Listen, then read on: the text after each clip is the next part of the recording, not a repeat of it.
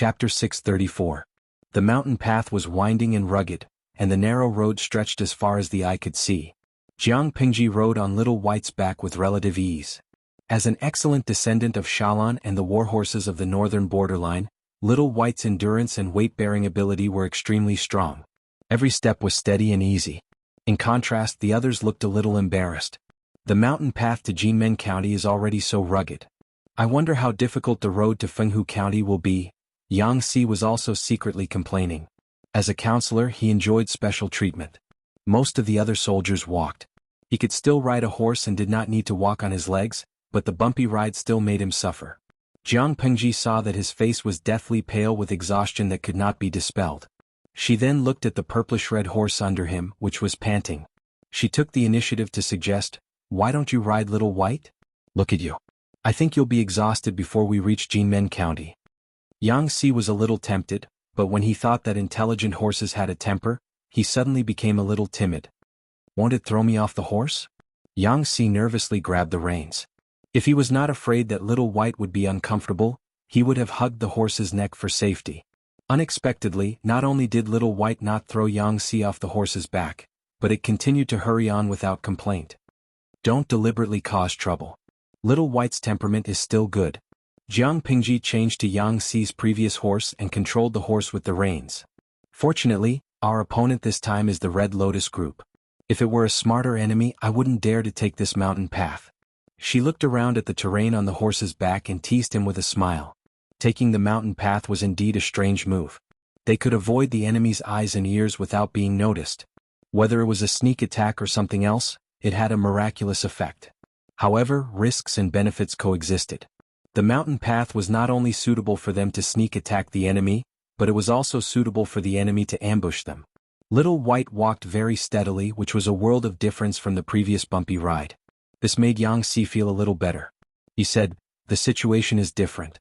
My lord marches at lightning speed. Even if the enemy has the intention to ambush us, they won't be able to make it in time." According to Yang Si's estimation, when they had just captured the small town, the higher-ups of the Red Lotus group had just received news of their arrival. It would take time to transmit the order. By the time they reacted and prepared for an ambush, we would have already passed through the mountain road and taken down Jinmen County. Jiang Pingji fought at a fast pace, but how many people could do that? Most people could only pay attention to one place. By the time they received the news, the best opportunity had already passed. Why were excellent strategists so sought after? It wasn't just because they were able to win a battle from 1,000 miles away in a world where information transmission was lagging behind. More importantly, they were more comprehensive and thoughtful than ordinary people. It was like playing chess. Ordinary people would take one step at a time, but schemers like them would take 10 steps at a time. Just as Yang Si had said, although the mountain road leading to Jinmen County was long, the slope was relatively gentle, and it consumed less energy than expected. Which of Jiang Pingji's soldiers did not train with weights as a daily routine? For an ordinary army, it would take 6 to 8 hours to pass through this mountain path, but for them, it would only take a little more than 2 hours. At the same time, the troops of Jinmen County had also been urgently transferred to Fenghu County to defend. The Red Lotus group arranged several scout teams, and sure enough, they found suspicious people. They judged that these were enemy scouts who had attacked the outposts. The scholar clenched his fists nervously. The room was burning with a blazing charcoal fire, and it was so hot that his palms were sweating. Sure enough, Lu Shi's target is Fenghu County.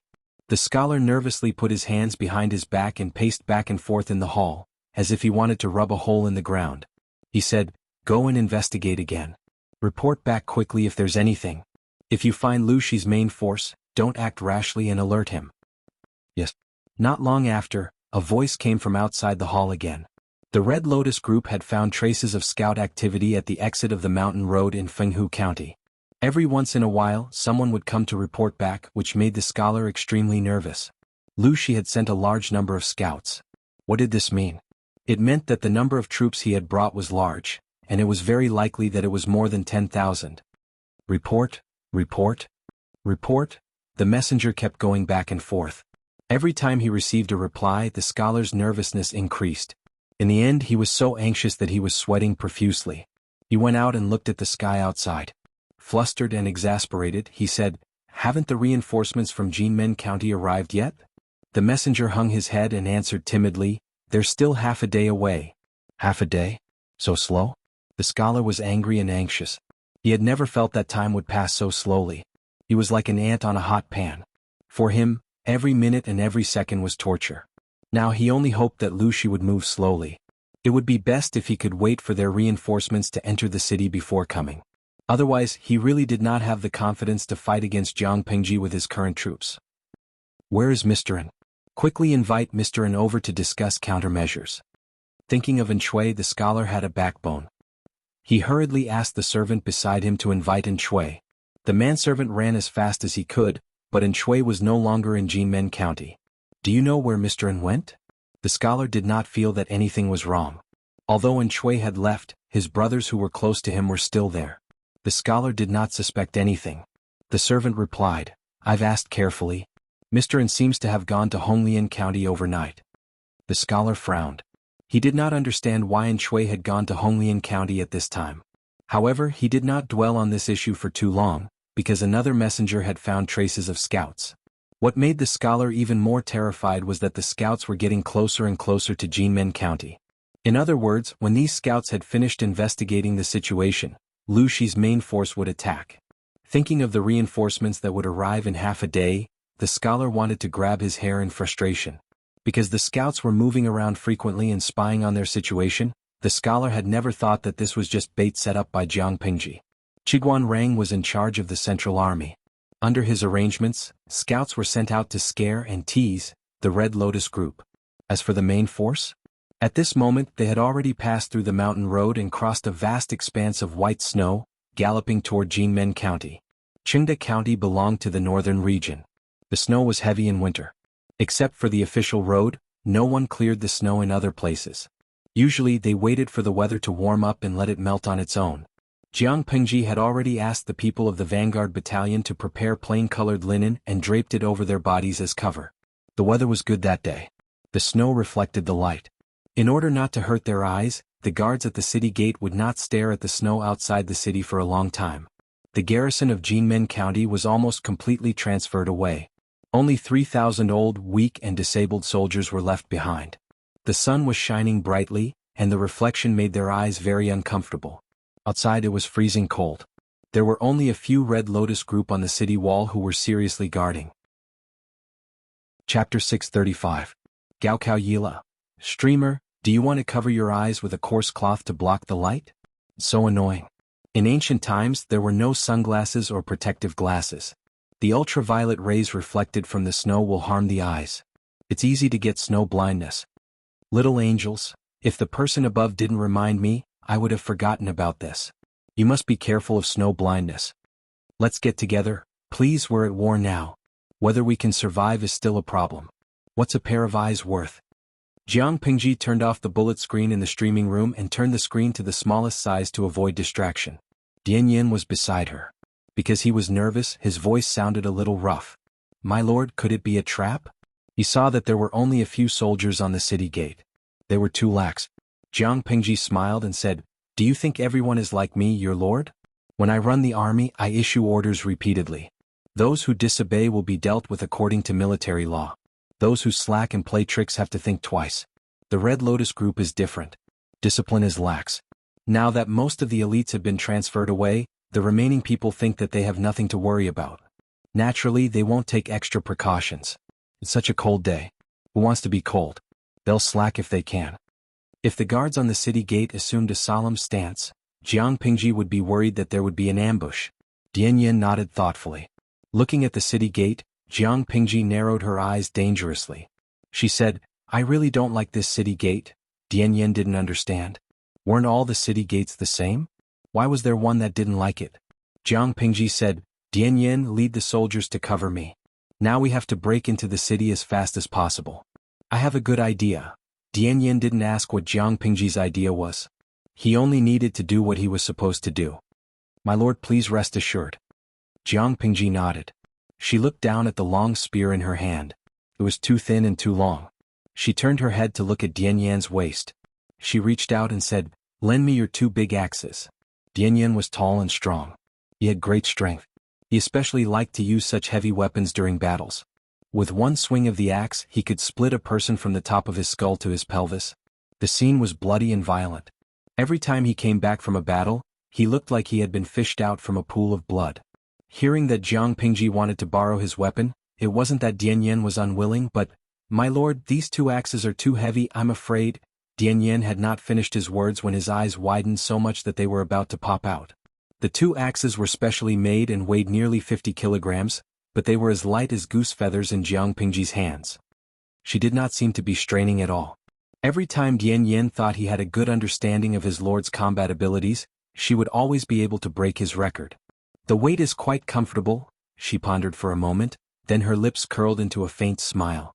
She looked at the city gate with malice and interest.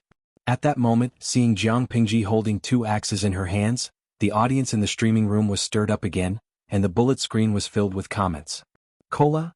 Yesterday I saw a young general in red and silver armor, and today it's a lowly with 2 axes? Lao Ciji Lianming, the host's body is already 17 or 18 years old. Lolita? Have you ever seen such an old Lolita? Inueja Zhuga Chinma, there's nothing wrong with an old lowly. Gui Kai Guofengxiu, I've already moved the bench and melon seeds and drinks. I'm sitting down to watch the host's heroic battle. Bosch Chow, Tsk the commenter above, you really have a heavy taste. People will really die when the host goes to war.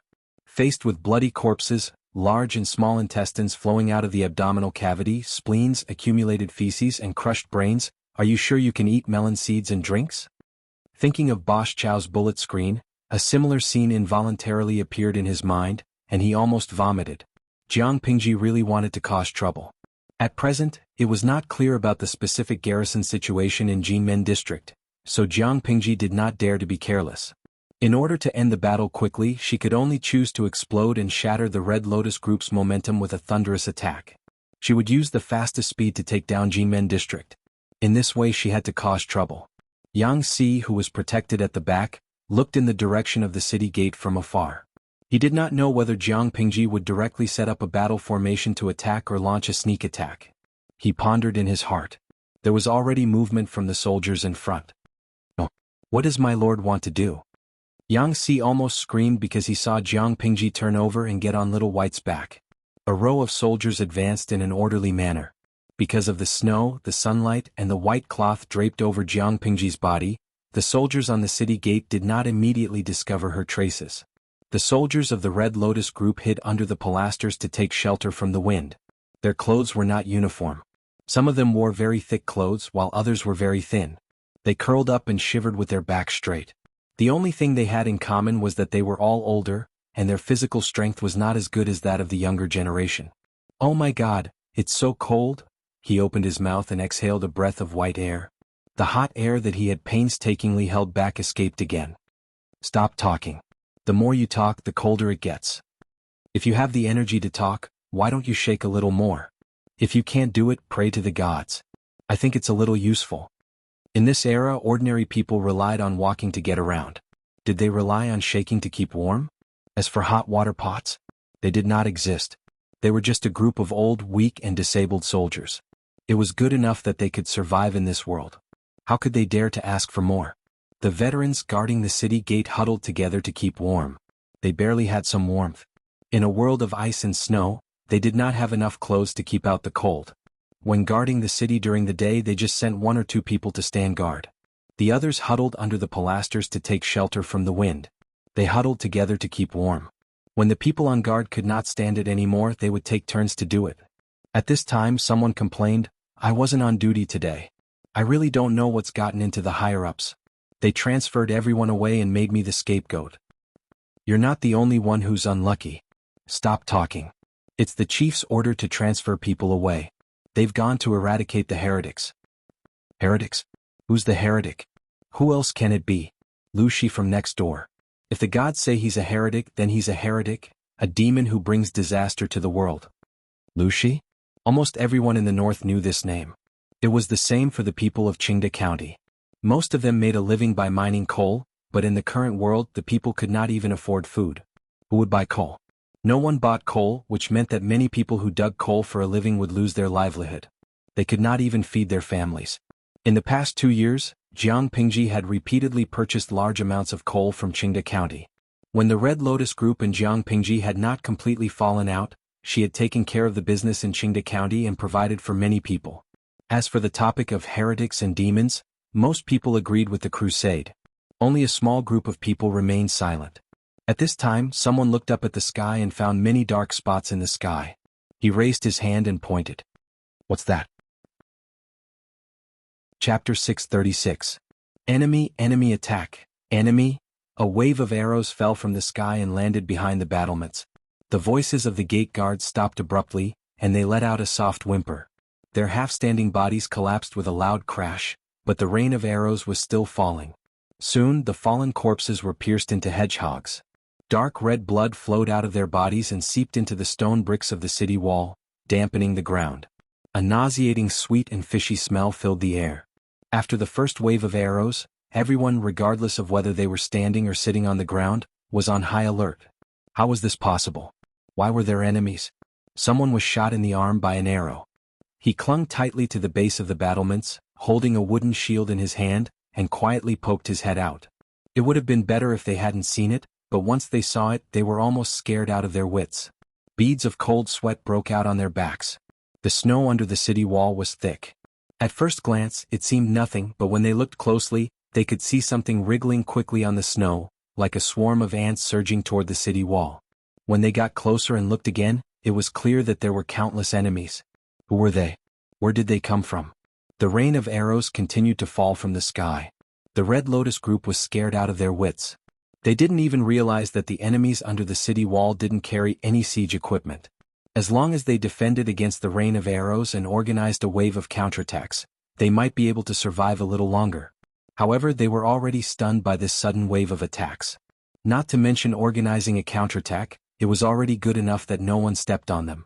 Some soldiers hurriedly picked up the weapons that had been placed aside and tried to shoot arrows down the city wall. More people covered their heads and scurried away. Dian Yin watched Jiang Pingji ride away and secretly gritted his teeth.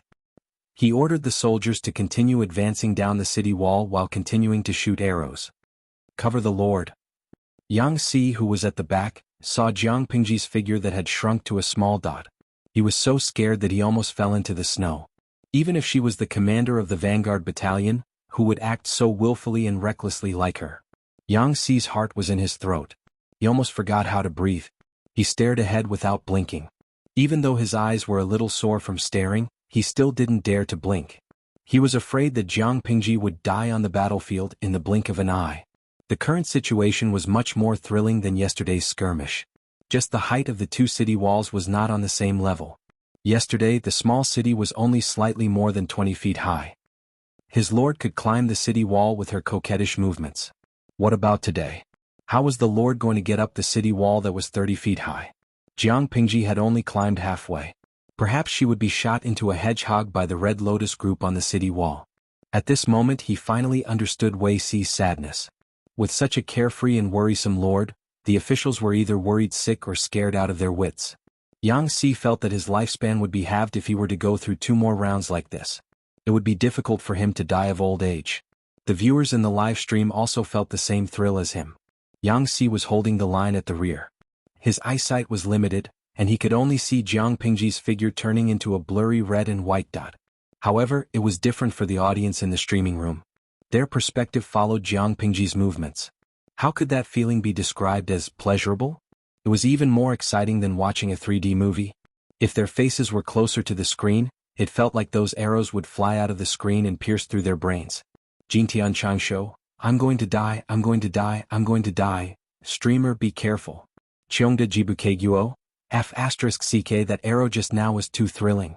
If it wasn't for the streamer's quick reaction, wouldn't her body have been pierced?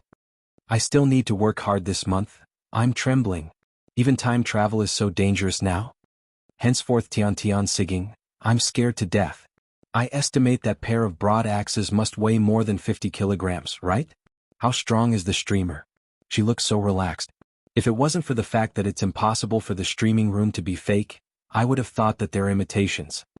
The viewers couldn't be blamed for their doubts. Jiang Pingji could wield the spear so fast that it left after images, but it was too much for her to wield a pair of long axes so fast that they left after images. Fortunately, Jiang Pingji had already turned off the bullet screen. Otherwise, the overwhelming and colorful bullet screen would have drowned her vision. With Dian Yen supporting her from the rear, there were very few arrows that flew down from the city wall. Relying on Little White's speed and explosive power, Jiang Pingji seemed to be in danger, but in fact she perfectly avoided all the cold arrows with hidden killing intent. She approached the city wall without any danger. Yang Si was so anxious that he gritted his teeth. The height of the city wall of Jinmen County was different from that of the small town yesterday. How could she climb up? In his anxiety, Yang Si unconsciously clenched his fists. His nails were deeply embedded into his flesh, leaving a few nail marks on his palm. Compared to his worries, the viewers in the streaming room were mostly watching the show. Zwizhen Beishijing, it's coming, the streamer's ultimate skill of jumping on the wall in the air. Don't blink. Qingshan Weishue Bai 2, streamer, begin your performance. However, to everyone's surprise, Jiang Pingji didn't pull out a rope or anything else at all. She was less than 20 meters away from the city gate. The muscles in her right arm suddenly swelled and accumulated strength. Her arm was bent like a bow, and the handle of the axe was thrown out by her. Her calm face had a hint of ferocity. In the next moment, a loud rumbling sound came from the city gate. The long axe was deeply embedded in the city gate. The entire body of the axe was completely submerged. Like a spider web, cracks spread in all directions with the long axe as the center, and a thin layer of ash spread out. The entire city gate trembled. She threw it with too much strength. Little White raised its hooves high. Its body was almost perpendicular to the ground. It looked up to the sky and let out a roar. Jiang Pingji had expected this. She tightened her grip on the horse's belly and grabbed the reins with the other hand. It was steady and steady. It had no intention of being thrown off. Little White took advantage of this to offset the force of its forward charge. Its raised hooves fell heavily again. In an instant, the entire streaming room was quiet. There was a momentary vacuum in the bullet screen. Jiang Pingji's chest rose and fell violently. Her fair cheeks were a little flushed. She raised another long axe high and shouted loudly. Everyone attack. Defeat them. Dian Yen held back the surging blood in his chest and ordered, attack the city. At his command, the soldiers quickened their pace, and the rain of arrows became more concentrated. In Jinmen County, the Red Lotus Group members who stayed behind to guard the city were already panicking and at a loss when they received the news that the enemy was attacking the city. Guard the city gate, we can't let them in. A member of the Red Lotus Group roared. Only then did the panicking Red Lotus army calm down a little and mechanically defend the city gate. As long as they held the city gate and resisted the enemies outside, they might be able to wait for reinforcements. That was what many people thought. Dozens of soldiers blocked the city gate, for fear that Jiang Pingji would use the siege logs to hit the city gate. In fact, apart from weapons, Jiang Pingji did not carry any siege or defense equipment. She herself was the strongest siege murderess aura. The people of the Red Lotus Group were terrified when they saw the shiny axe piercing through the top of the city gate. However, in the next instant, an even more horrifying scene occurred. Chapter 637. Dozens of members of the Red Lotus Group desperately pressed against the city wall. Because of the commotion caused by the axe, the skin of the wall and sand fell from above their heads. Now that the weather was freezing, they couldn't exert their full strength at all. They pressed against the city wall with both hands, feeling as if they were touching a large block of ice. Hold on a little longer, we can't let the thieves outside rush in. As soon as the voice of the small leader fell, dozens of people felt an unparalleled force coming from the city gate. It was as if a mountain was collapsing and pressing down on them. In the next moment, the city gate, which already had huge cracks on it, suddenly opened wide with a bang. The people behind the city gate squeezed together, almost having the illusion that their intestines had been squeezed out of their throats. One by one they fell down. Before they could react, a snow-white figure galloped past like lightning, accompanied by the clattering of hooves. A gust of wind blew past. With a slash of the long axe, a head flew up, leaving behind a corpse whose body temperature had not yet dropped. As Jiang Pingji rushed into the city gate, the soldiers behind her were greatly encouraged. Their morale rose again and again, and their battle cries shook the heavens. Kill. Dian Yen didn't have the two long axes that he carried with him, so he randomly found a spear to replace them. He led the soldiers and rushed into the city wall with Jiang Pingji. Yang Si felt as if he had just taken the steepest roller coaster and was forced to bungee jump. His heart was thumping violently. When he heard the soldiers beside him ask him if they should coordinate with the attack, Yang Si trembled violently and his mind became clear. Charge. Coordinate with the Lord. Yang Si excitedly pulled out the scholar's sword that was used as a decoration at his waist. He was so excited that he almost bit his tongue. The city gate had been breached. The members of the Red Lotus group who were resisting at the city gate were all killed by Dian Yen, who rushed in after them. The reinforcements who rushed over were no match for them at all. They were completely crushed almost immediately. At one point, there was only the sound of fighting and the scene of blood splattering. Jiang Pingji rode on the back of the little white horse. Not only was she fast, but the long axe in her hand was like the soul hook axe in the hands of the king of hell. With one swing of the axe, very few people died with a whole corpse. Even if they didn't die, Little White would follow up with a hoof and crush their sternum. Those who died on the spot were too numerous to count.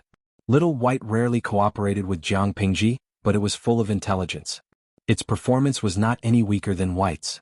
It was not the slightest bit timid and shy like it usually was. It stepped on people cleanly and efficiently. If someone tried to raise their hand to stop it, it would crush their arm and sternum together. The soldiers of the Red Lotus group in Jinmen County were utterly defeated. They fled in all directions like headless flies. Some people had even just gotten out of bed, their eyes wide open. They couldn't believe that Jinmen County had changed hands so easily. "Why is it so noisy outside?" someone asked doubtfully. After the military forces in Jinmen County had been transferred away, the number of people had decreased by a lot. Now that it was winter, the people were unwilling to go out, so the streets were quiet. Now that it had suddenly become lively, the bustling noise was astonishing. However, when he listened carefully, he realized that something was wrong.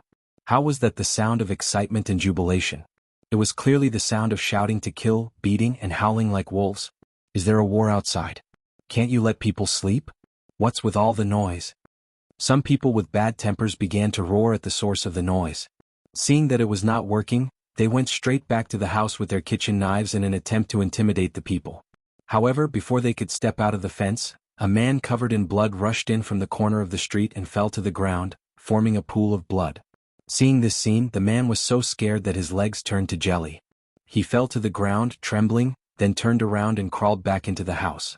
It was so scary. They attacked all the way to the center of Jinmen County with irresistible force. Everywhere they passed, there was almost no resistance.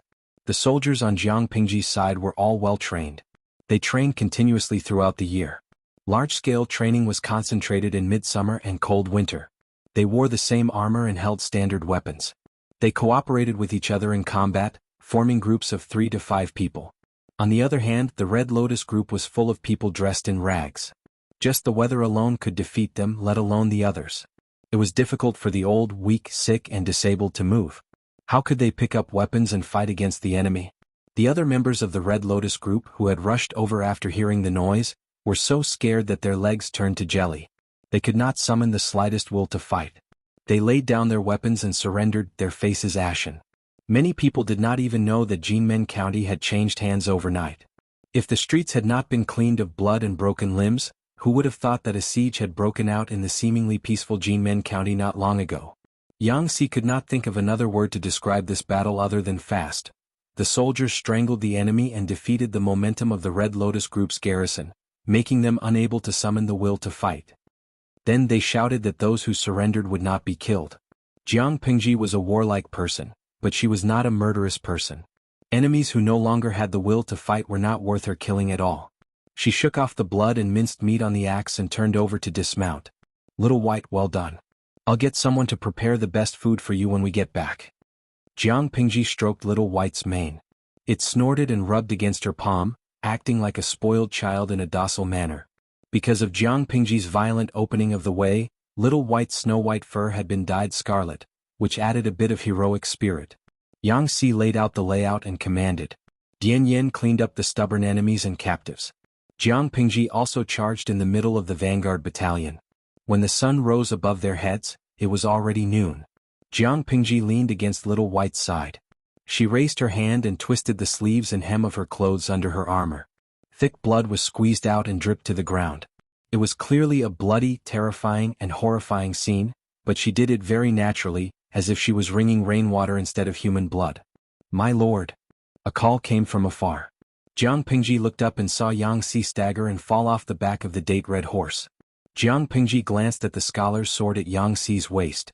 It was originally only used for decoration, a good-looking ornament, but at that moment, It was permeated with the smell of blood. It was obvious that it had also seen blood. When she looked at Yang Xi's face, which contained hidden excitement, her expression softened a little. "Are you okay? The battlefield is too chaotic. How dare you run around?"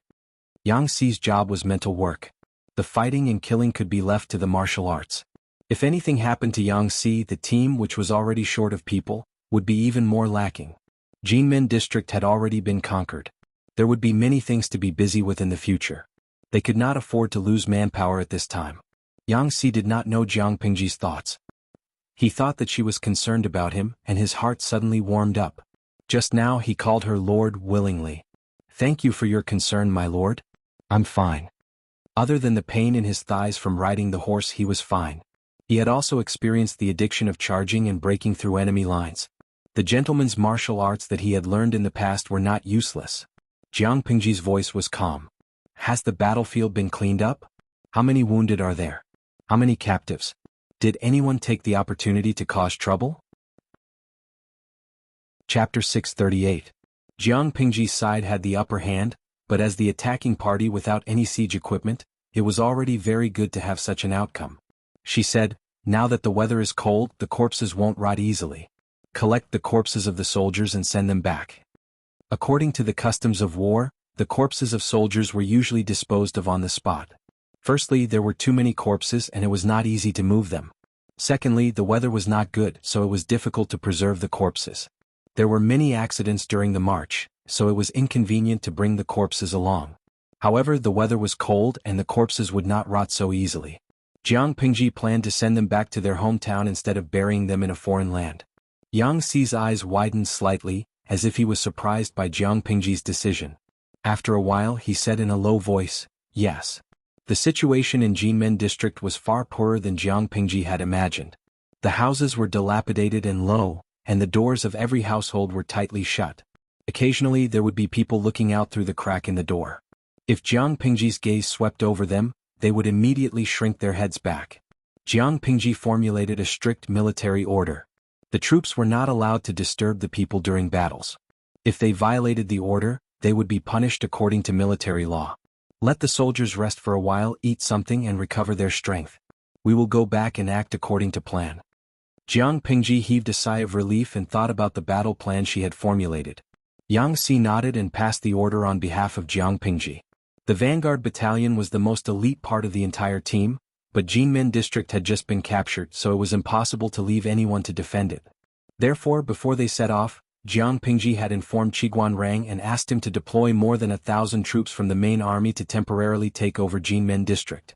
According to her calculations, they would be able to make it in time after they nibbled away at the Red Lotus Group's ambush and turned to Jinmen County. The Red Lotus Group's news was lagging behind, and it would take a long time for it to be transmitted. When the time came, they wanted to send troops back to Jinmen District. Not only had Su Ke's siege equipment arrived, but Jiang Pingji had also arrived at their destination with the vanguard battalion. If the Red Lotus Group wanted to attack Jinmen County, which was at its peak, they would definitely need to pile up their heads. After resting for about 4 hours, the soldiers sent by Qiguanrang arrived. Jiang Pingji took 2 bites of her rations and drank some warm water. She mounted Little White's horse and waved her arms. "Depart." Behind him, Jinmen County crawled on the ground like a giant sleeping beast, gradually disappearing into the horizon. According to the battle plan, Jiang Pingji would lead her people to hide on the mountain road leading to Jinmen County. On the other side, the troops that had been transferred from Jinmen County finally arrived at Fenghu County after some twists and turns. The strategist of the Red Lotus Group, the scholar, was almost moved to tears. Qiguanrang provoked and threatened him again and again. The scholar always thought that he would receive news of Jiang Pingji attacking the city in the next second. He wanted to capture the scouts on Jiang Pingji's side and kill one as a warning to the others to boost their morale.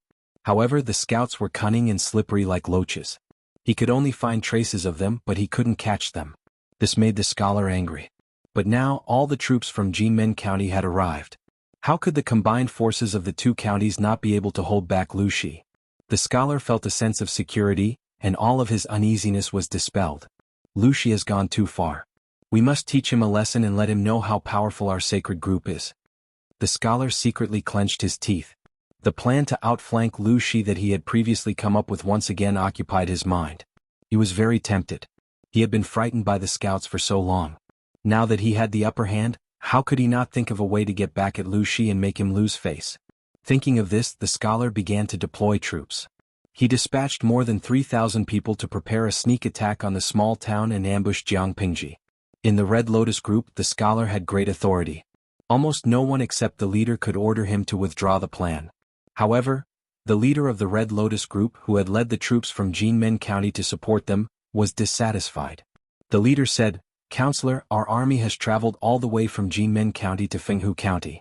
The people are extremely tired. Why don't we give them some time to rest and reorganize?" At the mention of this, the scholar was instantly infuriated. He said righteously and sternly, "Speed is the most important thing in war and opportunities are fleeting. If we delay opportunities for you and give Lu Shi a chance to catch his breath, should I bear the responsibility or should you? What's more, from Jinmen County to Fenghu County, you took the official road. The road is flat. How much physical strength can you waste? I haven't even held you accountable for the crime of slow support, which almost gave Lu Shi an opportunity to take advantage of. If he hadn't been so good at hiding the truth, Lu Shi might have already known that Fenghu County's troops were insufficient. What if they attacked the city before Jinmen County's reinforcements arrived? It was already good enough that the scholar didn't hold the leader accountable, but he still wanted to rest and reorganize and delay opportunities. After hearing this, the leader's face turned from white to green, and the anger in his heart burned. If it weren't for his fear of the scholar's position in the Red Lotus group, he would have slapped him. Who gave him the courage to embarrass himself? The scholar said arbitrarily, "Gather the troops, suppress Lu Shi and restore the prestige of our sacred group." The scholar said arbitrarily, "Gather the troops, suppress Lu Shi and restore the prestige of our sacred group." They dreamed of annihilating Jiang Pingji and achieving great achievements. Little did they know that there were already several traps waiting for them ahead. After capturing Jinmen County, Jiang Pingji ordered the messenger to pass the news to Qiguan Rang, who was in charge of the Central Army. "I know about this. Inform the Lord and act according to the plan." When Qiguan Rang heard that Jinmen County had been captured and that the vanguard battalion led by Jiang Pingji had set off after a short rest, he felt reassured. At this time, the scouts at the front also sent back information one after another. The troops of Jinmen County had arrived at Fenghu County. Qiguan Rang raised his eyebrows and ordered the scouts to probe again. If there are signs of troops being deployed out of the city in Fenghu County, immediately report back and inform all the scouts to return. Not long after, Qiguan Rang received news from the scouts that there was movement in Fenghu County. He raised his eyebrows and sneered coldly. The strategists guarding Fenghu County were really brainless. However, it was also thanks to the other party's lack of brains. If they had brains, they would only need to delay for one more day before they would receive the news that Jinmen County had been lost. By then, they would know that all of this was a scheme and they would be more cautious in their actions. They might even be able to reduce their losses. It was a pity that they only knew how to talk on paper and thought that the war would develop according to their expectations. Little did they know that daydreaming was beautiful, but Jiang Pingji's efficiency in war was too high. Before nightfall, Qiguan Rang retreated from the small town with his men and entered the mountain road leading to Fenghu County. He used himself as bait and pretended to attack. The scouts of the Red Lotus group, who were keeping a close eye on the movements in the small town, hurriedly passed the news back. When the scholar received the news, he was ecstatic. "The heavens are helping me. This time I must make Thief Lu suffer a loss. Whoever can capture Thief Lu alive will be rewarded with 1,000 taels and countless beauties." According to the scholar's script, the Red Lotus group would send heavy troops to block several exits on the mountain road and send 3,000 members out of the town to sneak in through the mountain road entrance to block Jiang Pingji's retreat. They would attack from the front and the back, besiege Jiang Pingji on the mountain road, and finally capture her alive. Chapter 639. The scholar's script was indeed perfect, but unfortunately he had taken the wrong one. A cannon fodder with a low IQ wanted to enjoy the treatment of a protagonist? When the sky gradually darkened, all was silent except for the whistling of the mountain wind. Qiguan Rang, who had already led his men into the mountain road, looked at the topographic map and pointed to a mountain wall. "It's here." As soon as he finished speaking, the soldiers behind him piled up the boulders that had already been found there, blocking the road to Fenghu County. He did this because he was worried that the Red Lotus group would split their troops into two groups, one from the exit and the other from the entrance. Now, Qiguan Rang had blocked the road to the exit and was relying on this to block the ambush on the road leading to the exit. He wanted to see who was the turtle that was caught in the urn. With the efforts of the soldiers, a stone wall had been piled up inside the mountain road in less than an hour. Qiguanrang ordered the soldiers to rest in batches and recuperate. Once there was a situation, they would immediately beat the military drum to alert. In the middle of the night, the moon in the sky emitted a cold light, and the air was bitterly cold. The temperature at night was lower than during the day, and the members of the Red Lotus group were poor people. The proportion of people with night blindness was very high. At night they were like blind people. Cold and blind, how could they fight this battle? They were unwilling to launch a sneak attack at night. However, the scholar was radical and would use force. If they did not obey, they would be punished by military law. Everyone had no choice but to obey. The 3,000 troops sent by the Red Lotus group arrived in the small town and were preparing to launch a sneak attack, but they found that it was empty. The leader of the troops was uneasy, fearing that this was a trap. However, this could also be Lu Shi's evil plan. Perhaps Lu Shi wanted to sneak attack Fenghu County at night, but he didn't expect that they would stumble upon his plot by accident. When the two speculations were put together, the Red Lotus group would naturally choose the one that was beneficial to them. So, the leader of the troops was so shocked that he slapped his thigh and suddenly realized, it must be Lu Shi who wants to attack the city at night. The lackey beside him said flatteringly, it must be so. It's just that Lu Shi is ignorant and stupid. He doesn't know that our sacred group is blessed by the gods and that all crises can be easily solved. Lu Shi is just a mortal. How can he be compared with the heavenly soldiers and generals of the sacred group? With the lackey's words, the leader was in a good position. His face darkened as he said, chase after him. Capture that traitor Lu alive. Little did they know, a pair of black and bright eyes were hiding under the cover of the night, quietly watching them. The scouts found out that Jiang Pingji was lying in ambush on the other side of the mountain path. My lord, they have already entered the mountain path. Jiang Pingji held a blade of withered grass in her mouth and fed Little White with a basin in her other hand. The surrounding soldiers were taking turns to rest and recuperate. Only when they had enough strength and energy would they be able to fight. The mountain path was very windy and the temperature was very low. Their warm clothes were somewhat useless, so they could only huddle together to keep warm. Although it was somewhat miserable compared to the Red Lotus group, it was still extremely good treatment. Hearing the news from the scouts, she nodded and ordered her men to gather all the soldiers. Dian Yin was swift and decisive. He carried out Jiang Pingji's orders without any hesitation. The situation on Jiang Pingji's side was far better than that of the Red Lotus group. The mountain path was rugged and long. When the majority of the troops had entered the mountain path, the leader of the Red Lotus group ordered torches to be lit. According to the script, they had already blocked the exit and entrance of the mountain path.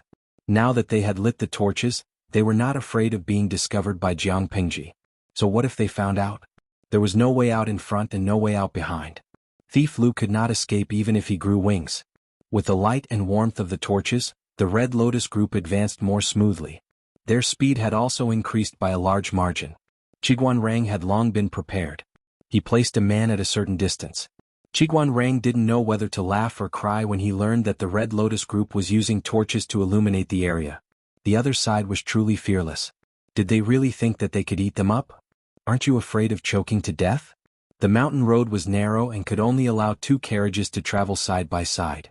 If the Red Lotus group had caught them off guard, they might have suffered losses. Now that they had brazenly lit their torches, it was obvious that they were telling the enemies who had been ambushed, "Little ones, I'm coming." He wasn't sick, but there was a hole in his brain. A sneak attack should have the quality of a sneak attack. Qiguanrang ordered, "Order all battalions to prepare to defend against the enemy." The mountain road was narrow, and the advantage in numbers was not of much use. Qiguanrang was in charge of the main army. As the lieutenant of the right army, Li Yun's main responsibility was to protect the main army and coordinate with the vanguard battalion. Jiang Pingji and Dian Yin were in the vanguard battalion, so Li Yun was left behind to assist the main army. Upon receiving Qiguanrang's order, he had a few rows of soldiers hold shields and form the first line of defense to prevent the Red Lotus group from using long-range arrows to injure people. Then, the crossbowmen would shoot from behind to block the fiercest wave of sneak attacks. If the enemy used the tactic of corpses to break through this line of defense, or if they ran out of arrows, there would be soldiers armed with long spears to fill in the gaps. This would buy time and ensure that the main army's line of defense would not be broken. The mountain road was special. Many large pieces of equipment could not be brought along. They could only rely on the cooperation between different types of soldiers to form lines of defense. Fortunately, every soldier was well trained, and the cooperation between them was a permanent part of their daily training. Their side was solemnly waiting, but the Red Lotus group was still daydreaming. Little did they know that there was a fierce wolf in front of them, waiting to strike, and a fierce tiger behind them, eyeing them covetously. The vanguard battalion led by Jiang Pingji slowly approached the target. To prevent exposure, the distance between each other was a little long. As soon as the first wave of confrontation between the Red Lotus group and the main army broke out, the vanguard battalion would immediately launch a sneak attack from the rear. Dian Yen gritted his molars nervously. Thick blue veins popped out on his forehead. It was the dead of winter and his face was covered in hot sweat.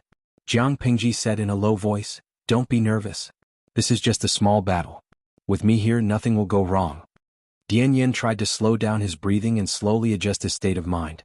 When the cold wind blew, his hot sweat turned into cold sweat. It was so cold that he shivered. On the mountain road, the members of the Red Lotus group could only hear the howling mountain wind and the footsteps of people walking. Occasionally, gravel rolled down, making a rustling sound. No matter how long the road was, there would always be an end, not to mention that the mountain road leading to Fenghu County was not long. The messenger reported, "There's a situation ahead. Thief Lu and his group seem to have discovered the traces of our group." The leader was not surprised. He laughed and scolded, "We're holding torches. If they didn't discover us, they'd be blind. So what if they've put on a battle formation? It's just a last-ditch struggle. Brothers, go. Capture Thief Lu alive. 1,000 taels of silver, countless beauties, whatever you want."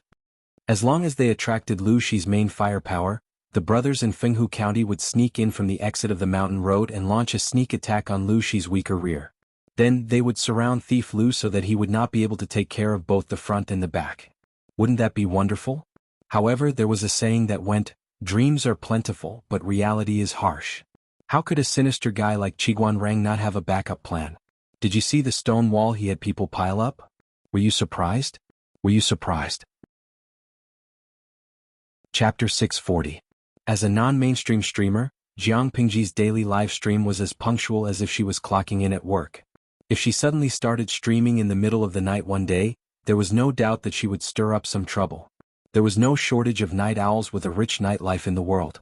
Jiang Pingji had just started streaming, and the audience seats were full in less than a second. Zissa Junyan? The streaming room is actually starting in the middle of the night. How rare. Simia Mayawo? As a loyal fan of the streaming room, every time I start streaming in the middle of the night, something always happens. This time should be no exception. But where is this place? Why is it so dark? If I hadn't turned on the infrared panoramic view, I wouldn't have been able to see anything. Xiaoya Jiawa? Looking at the image, it should be the mountain road during the day. Tonight's program is a night attack to outflank the Red Lotus group? MOU's Fangmei, dumplings? Dumpling fillings with the flavor of the Red Lotus group? Jiang Pingji didn't explain much. She just briefly introduced the situation.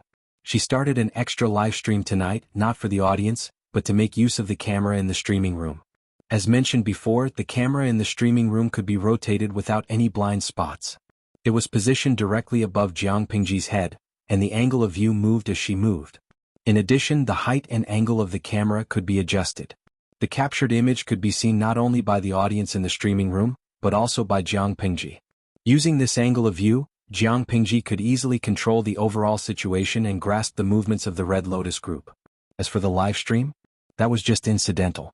With the camera 100 meters above the ground and the continuous information sent back by the scouts, Jiang Pingji had a rough idea. "My lord, when do we attack?" Dian Yen asked in a low voice, looking eager to try. The axes in his hands were already hungry and thirsty. This time, Jiang Pingji didn't ask him for weapons. Dian Yen could finally kill to his heart's content. Jiang Pingji said, "Wait." Dian Yen was surprised. Wait for what? The Red Lotus group had only dispatched 3,000 troops, but the strength of the Central Army was not as strong as the vanguard. If they delayed for too long, they might be overturned. When they fight with Wenzheng and attract the firepower of the main force, we will attack from the rear. They will be in a mess. If we attack now, they will react and fight while retreating. If Wenzheng's side pursues them, it will be difficult for them to maintain their formation, and it will be easy for trouble. If that was the case, the Red Lotus group would be determined to break out of the encirclement. If their attacks were too fierce, they might really be able to escape. The prey that Jiang Pingji set her eyes on always had only one ending. If she let her prey escape, where would she put her dignity as a hunter? Dian Yan nodded. At this moment, Jiang Nongqin had already arranged everything properly and came to report. Jiang Pingji asked her, "Has the wounded been dealt with properly?" Jiang Nongqin replied, "Two of them affected their wounds, causing their wounds to split open. However, the situation is not serious. There are military doctors taking care of them." Most of the military doctors were female soldiers with better medical skills in the female battalion. Due to the influence of the environment, Jiang Pingji did not expand the scale of the women's battalion at will. From the beginning to the end, it was still a battalion. Jiang Pingji had her own reasons for the slow increase in the number of female troops and the lack of large-scale expansion. Firstly, there were too few women applying for the recruitment. This was the most fundamental reason. Secondly, Jiang Pingji was also intentionally controlling the number of people. The female battalion was more focused on quality than quantity. After all, the reproduction of the population required women to give birth. It was impossible to let all women go to the battlefield to kill the enemy. Moreover, not all women were eager to stand out. Women with such a strong desire were often deeply hurt. In fact, most women preferred a stable life and liked to stay at home to support their husbands and raise their children. Everyone had their own aspirations. Jiang Pingji did not force them. Thirdly, although Jiang Pingji was unwilling to think about it, women were indeed not as convenient as men in terms of physiology. For example, menstruation. Marching to war was not child's play. The enemy would not be lenient to you just because you were a woman or because your body was inconvenient. In fact, the enemy would only be crueler. They would take advantage of your weakness to kill you. If one did not pick the soft persimmon to pinch, would they look for those who were difficult to chew? Based on various realities, while Jiang Pingji focused on the development of the female battalion's strength, she also carefully considered other factors. If the female battalion had physiological inconveniences, they could temporarily be transferred to the logistics to deal with the miscellaneous items in the military camp. Those with good medical skills could enter the medical area and take on jobs similar to nurses or doctors to take care of the wounded. It could solve the problems of the female soldiers and reduce the pressure in other areas. Jiang Nongqin managed the female battalion very well and had a good reputation. Regardless of how the outside world viewed the female battalion, at least the soldiers under Jiang Pingji were friendly to the female battalion. Jiang Nongqin's efforts were indispensable for the current development. Order the female battalion to coordinate with the attack and cover the vanguard battalion to clear the way. Jiang Nongqin said in a powerful and resonant voice, "Yes, sir." On the narrow mountain path, the face of the leader of the Red Lotus group was so dark that ink seemed to drip from it. According to his script, Qiguan Rang's side should have hastily responded to the battle, then they would be slaughtered to the point of abandoning their helmets and armor. As soon as they saw each other, they would scatter in all directions. They would never be so calm and composed. The script was wrong. How did Thief Lu do it? Whether it was defending or attacking, he was calm and composed. After the battle started, one by one their side fell. On the other hand, the other side was at two extremes. They were well prepared. The shields that blocked the arrows were densely packed and could not be broken through for a while. If they wanted to advance, the arrows in front of them were like a tide. Whoever dared to rush forward would be pierced into a hedgehog. For a moment, the two sides were in a stalemate. The Red Lotus group had lost hundreds of corpses before they could barely advance 4 or 5 feet. Bah! I'd like to see how many arrows they have. Send out the signal. We'll attack from both sides and capture Thief Lu alive. A soldier of the Red Lotus group obeyed the order. He picked up a heavy bow, ignited a fire arrow and shot a few arrows into the sky. For the convenience of transmitting orders, they agreed to use the fire arrow as the signal. However, the mountain path was steep and the arrows could not fly too high. The Red Lotus group had also specially arranged for scouts to observe the fire arrow. Qiguan Rang also saw it, and a malicious smile appeared at the corner of his lips. Stupid. By doing so, he not only informed his companions but also Jiang Pingji. Sure enough, it didn't take long for another wave of commotion and battle cries to be heard from behind. The leader of the Red Lotus group was horrified. He turned his head to look behind him. What was going on? Why did Thief Lu's troops appear behind them? Could it be that their flawless plan had been leaked, and Thief Lu had been vigilant and had set up a trap for him to jump into? For a moment, all kinds of speculations occupied his mind. In a daze, there were only floating blurry shadows and swaying human heads in front of him. No. He had already sent out the signal to gather and attack. Why did Thief Lu's troops in front not cause trouble? What had gone wrong? They had agreed to cooperate with Thief Lu. Where did the reinforcements from Fenghu County go? Where did they go? They were blocked by the stone wall that Qiguanrang had built. It would be very difficult to cross this thick and heavy stone wall. What was even more sinister was that Qiguanrang had ordered the archers to lie in ambush on the other side of the stone wall. If one came, shoot one. If a pair came, shoot a pair. Chapter 641. The Red Lotus group was completely dumbfounded this time. The people guarding the exit anxiously waited for the fire arrows to appear so that they could attack Thief Lu's army from both sides. However, when they finally rushed over, they discovered that the path in front of them was blocked by piled-up stone walls. Arrows continued to shoot down from above the stone walls. Some members of the Red Lotus group were caught off guard and were pierced by the arrows. Fresh blood filled the air and dyed the yellow-brown ground. Faint shouts of "kill" came from behind the stone wall. The Red Lotus group, who had come to provide support, realized that they had been tricked. Qiguanrang was calm and collected. He helped Li Yun defend the front line while commanding the archers on the stone wall to resist the strong enemy. Because the mountain path was narrow, Little White's body could not move easily. Therefore Jiang Pingji gave up fighting on horseback. She held her spear and planned to fight on foot. The archers of the vanguard battalion killed a wave of enemies first. When the distance between the two sides narrowed, they drew their swords and engaged in close combat. They had to defeat this wave of enemies before the Red Lotus group broke through the defense of the stone wall.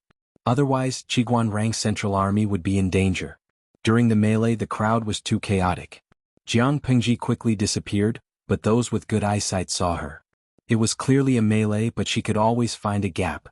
She either stabbed the enemy's fatal spot with her spear, or crushed the enemy's throat from behind, or stepped on the enemy's shoulder or head and rushed into the enemy's group. Wherever the silver light passed, blood splattered. She had a strong sense of combat. Whether it was an open spear or a hidden arrow, they could not get close to her. Jiang Pingji took a moment to glance. Her long leg kicked a person's heart, and she used the force to jump high. She stepped onto the cliff of the mountain path and leaped sideways. At the same time, her spear was not idle. It stabbed, entangled, blocked, pounced and pointed. Cold stars twinkled, silver light flashed, and the snow-white shadow of the spear was accompanied by blood. The Red Lotus group had also discovered such a killer. However, Jiang Pingji's style of using offense as defense was truly frightening. It was not that they did not want to kill Jiang Pingji, but they were afraid of being killed. It seemed that no matter how many people pounced on her, they would eventually lie down, leaving a bloody hole in their bodies. Jiang Pingji charged straight in one direction. Dian Yin, who was behind her, did not know whether to laugh or cry, but he could not allow Jiang Pingji to act recklessly. While paying attention to Jiang Pingji's situation, he led the troops to charge forward and kill the enemy. Jiang Nongqin led the women's battalion and coordinated from the side. At the same time, she blocked the Red Lotus group's retreat. The two sides fought fiercely. Shouts, screams, howls of pain, and the muffled sounds of sharp weapons piercing through flesh. All that was left were broken limbs and wreckage. Almost everyone who was standing had become a soul collector. Their faces, clothes, sleeves, weapons, shoes, there was not a single spot that was not stained with blood. The pungent and sticky smell permeated the silent mountain path. On the other side, the Red Lotus group on the other side of the stone wall also gradually had the intention to retreat. The archers were truly too powerful. Not only were they accurate, but their arrows also had a long range. They tried to attack several times, but each time they couldn't stand firm. Instead, they left behind hundreds of corpses. Under such circumstances, what else could they not understand? They had all fallen into the enemy's trap. "General, what should we do now? What should we do? What can I do?" The height of the stone wall was not high, but for them it was like a natural moat. If they did not care about the losses and forced their way through, they could break through, but the losses were too great, and the leader already had the intention to retreat. He took a few deep breaths and looked in the direction of the stone wall with a sinister gaze. He thought for a long time. Finally, he gritted his teeth and said, "Retreat." Retreat? The people around him were stunned. If they retreated, what would happen to their brothers on the other side of the stone wall? If we don't retreat, are we going to continue to court death? Are you blind? This is a trap targeted at us. If we force our way through, we will be courting death. More importantly, the losses had already been incurred. If they continued to attack, the losses would be even greater. What if they were held accountable? To everyone's surprise, the Red Lotus group, who had been summoned by the rocket, attacked several times without any results. They actually left behind hundreds of corpses and retreated. When Qiguanrang heard the news, he was astonished. At the same time, he relaxed his anxious heart. If they continued to attack, the Central Army would be fighting on both sides, and the pressure on the defense would be great. He was confident that he could persevere, but the number of casualties was hard to say. Now that they had retreated, it meant that they had completely given up on the 3,000 Red Lotus Group members who had come to ambush them. He could make dumplings with peace of mind. Before he could send someone to shout the news and strike a blow to the enemy's confidence, a series of shouts came from the front. The enemy has been beheaded. Jiang Pingji rushed all the way from the point where the two armies met to the center of the Red Lotus Group, leaving behind countless corpses. Her red clothes and silver armor were dyed the color of blood. It was as if she had been soaked in a pool of blood for a night. Her face was covered in sticky blood. Jiang Pingji rushed toward the enemy's leader. At first she didn't know who the leader was, but he was too stupid. He kept shouting for others to protect him, so Jiang Pingji knew that he was the leader. She used the spear to shake off the guy who was blocking her way. With a flick of her wrist, the spear left her hand and pierced through his throat. Until the last moment, his widened eyes were still filled with panic and disbelief. Dian Yen led his men to attack from the rear. With the coordination of the women's battalion, the long axe danced, cutting melons and vegetables along the way. If Jiang Pingji's killing was considered artistic, then Dian Yan's was only brutal. To quote the words of the livestream viewers, "If I swing my axe, your body may be separated from your family." As for Jiang Nongqin, she still used her usual ruthless methods. Compared to fighting on horseback, she was more suitable for fighting on foot. Jiang Pingji's voice spread throughout the mountain road. The people of the Red Lotus Group had long been killed to the point that their morale was wavering. The morale of the army was shaken, and there was little will to fight. Coupled with Jiang Pingji's voice, they threw away their helmets and abandoned their armor. They no longer had the will to fight. Once someone chose to surrender to save their life, this depressed atmosphere spread like a virus. With one there would naturally be a second and a third. These soldiers of the Red Lotus Group had no sense of honor, let alone fight to the death. Now that the situation was hopeless, they naturally wouldn't struggle to the death. There was a way out if they surrendered. If they stubbornly resisted, what awaited them would be death. Qiguanrang looked at the battle situation that had been decided and let out a long sigh of relief. Capturing captives and cleaning up the battlefield, Jiang Pingji had delegated these tasks to others. Qiguanrang instructed everyone, tidied up his appearance, and then went to see Jiang Pingji. "My lord." Jiang Pingji glanced at Qiguanrang and said with a smile, "Did the scene just now scare Wenjing?" To put it bluntly, Qiguanrang's main army was the bait to delay Fenghu County. If they weren't careful, they might lose their lives. Qiguanrang said, "What's there to be afraid of in such a small scene?" Even if his life was at stake, Qiguanrang didn't show any anxious emotions. His mental fortitude was excellent. "Clean up the battlefield. There's no time for the soldiers to rest and reorganize. We must rush back to Jinmen County as soon as possible." Chapter 642. The sneak attack had failed and they had been surrounded instead. When the news of the Red Lotus Group's defeat reached Fenghu County, the scholar was stunned. A moment ago, he had been happily waiting for his subordinates to escort Lu Shi over. In the next second he had lost his soul. "What did you say?" The scholar strode forward and grabbed the messenger's collar. His face was ferocious and his eyes were wide open. Anger burned in his chest. He felt that he must have heard wrong or that the messenger had given the wrong information. How could they have been defeated? The messenger had difficulty breathing as he was lifted by the collar. He was also frightened by the scholar. Who would have thought that the usually gentle and thin military counselor could be so terrifying when he was angry? However, he still had to say what needed to be said. He stammered and repeated the news. Not only did the 3,000 troops sent by the Red Lotus Group fail to capture Lu Shi, but they were also surrounded on the mountain road and annihilated. The scholar was so angry that he clenched his teeth. He was so angry and resentful that he threw the messenger to the ground. Something was wrong. The scholar was about to gather his troops to get back at them when he suddenly remembered something. Wait. Although Lu Shi's troops are strong and can indeed defeat our 3,000 valiant generals, what about the people outside? If the troops outside had rushed into the mountain road to fight, they would not have been defeated like this. The messenger's face turned pale. Cold sweat broke out on his forehead. He knelt on the ground and crawled, not daring to get up. Seeing this, the scholar knew that there was an inside story. The audacious messenger had concealed the information. He scolded him sternly, "Tell me quickly what happened." If there is even half a word of falsehood, the gods will punish you and your entire clan will be annihilated. The messenger was so scared that he could not stop trembling. He spat out everything. Military counselor, Lu Shi is really treacherous. It's not that we didn't go to rescue him. The messenger was so scared that he confessed the information that he had concealed without hesitation. However, the content of the information had been edited. Although the scholar did not have much knowledge, he was very cruel and jealous. If he knew the truth, many people would have to bear the consequences. They had no choice but to think of ways to push the blame onto Jiang Pingji to lessen their own responsibilities. If the scholar was angry, he would vent his anger on Jiang Pingji. Small fries like them would be spared. After the general discovered the abnormality, he led his troops into the mountain path to provide assistance.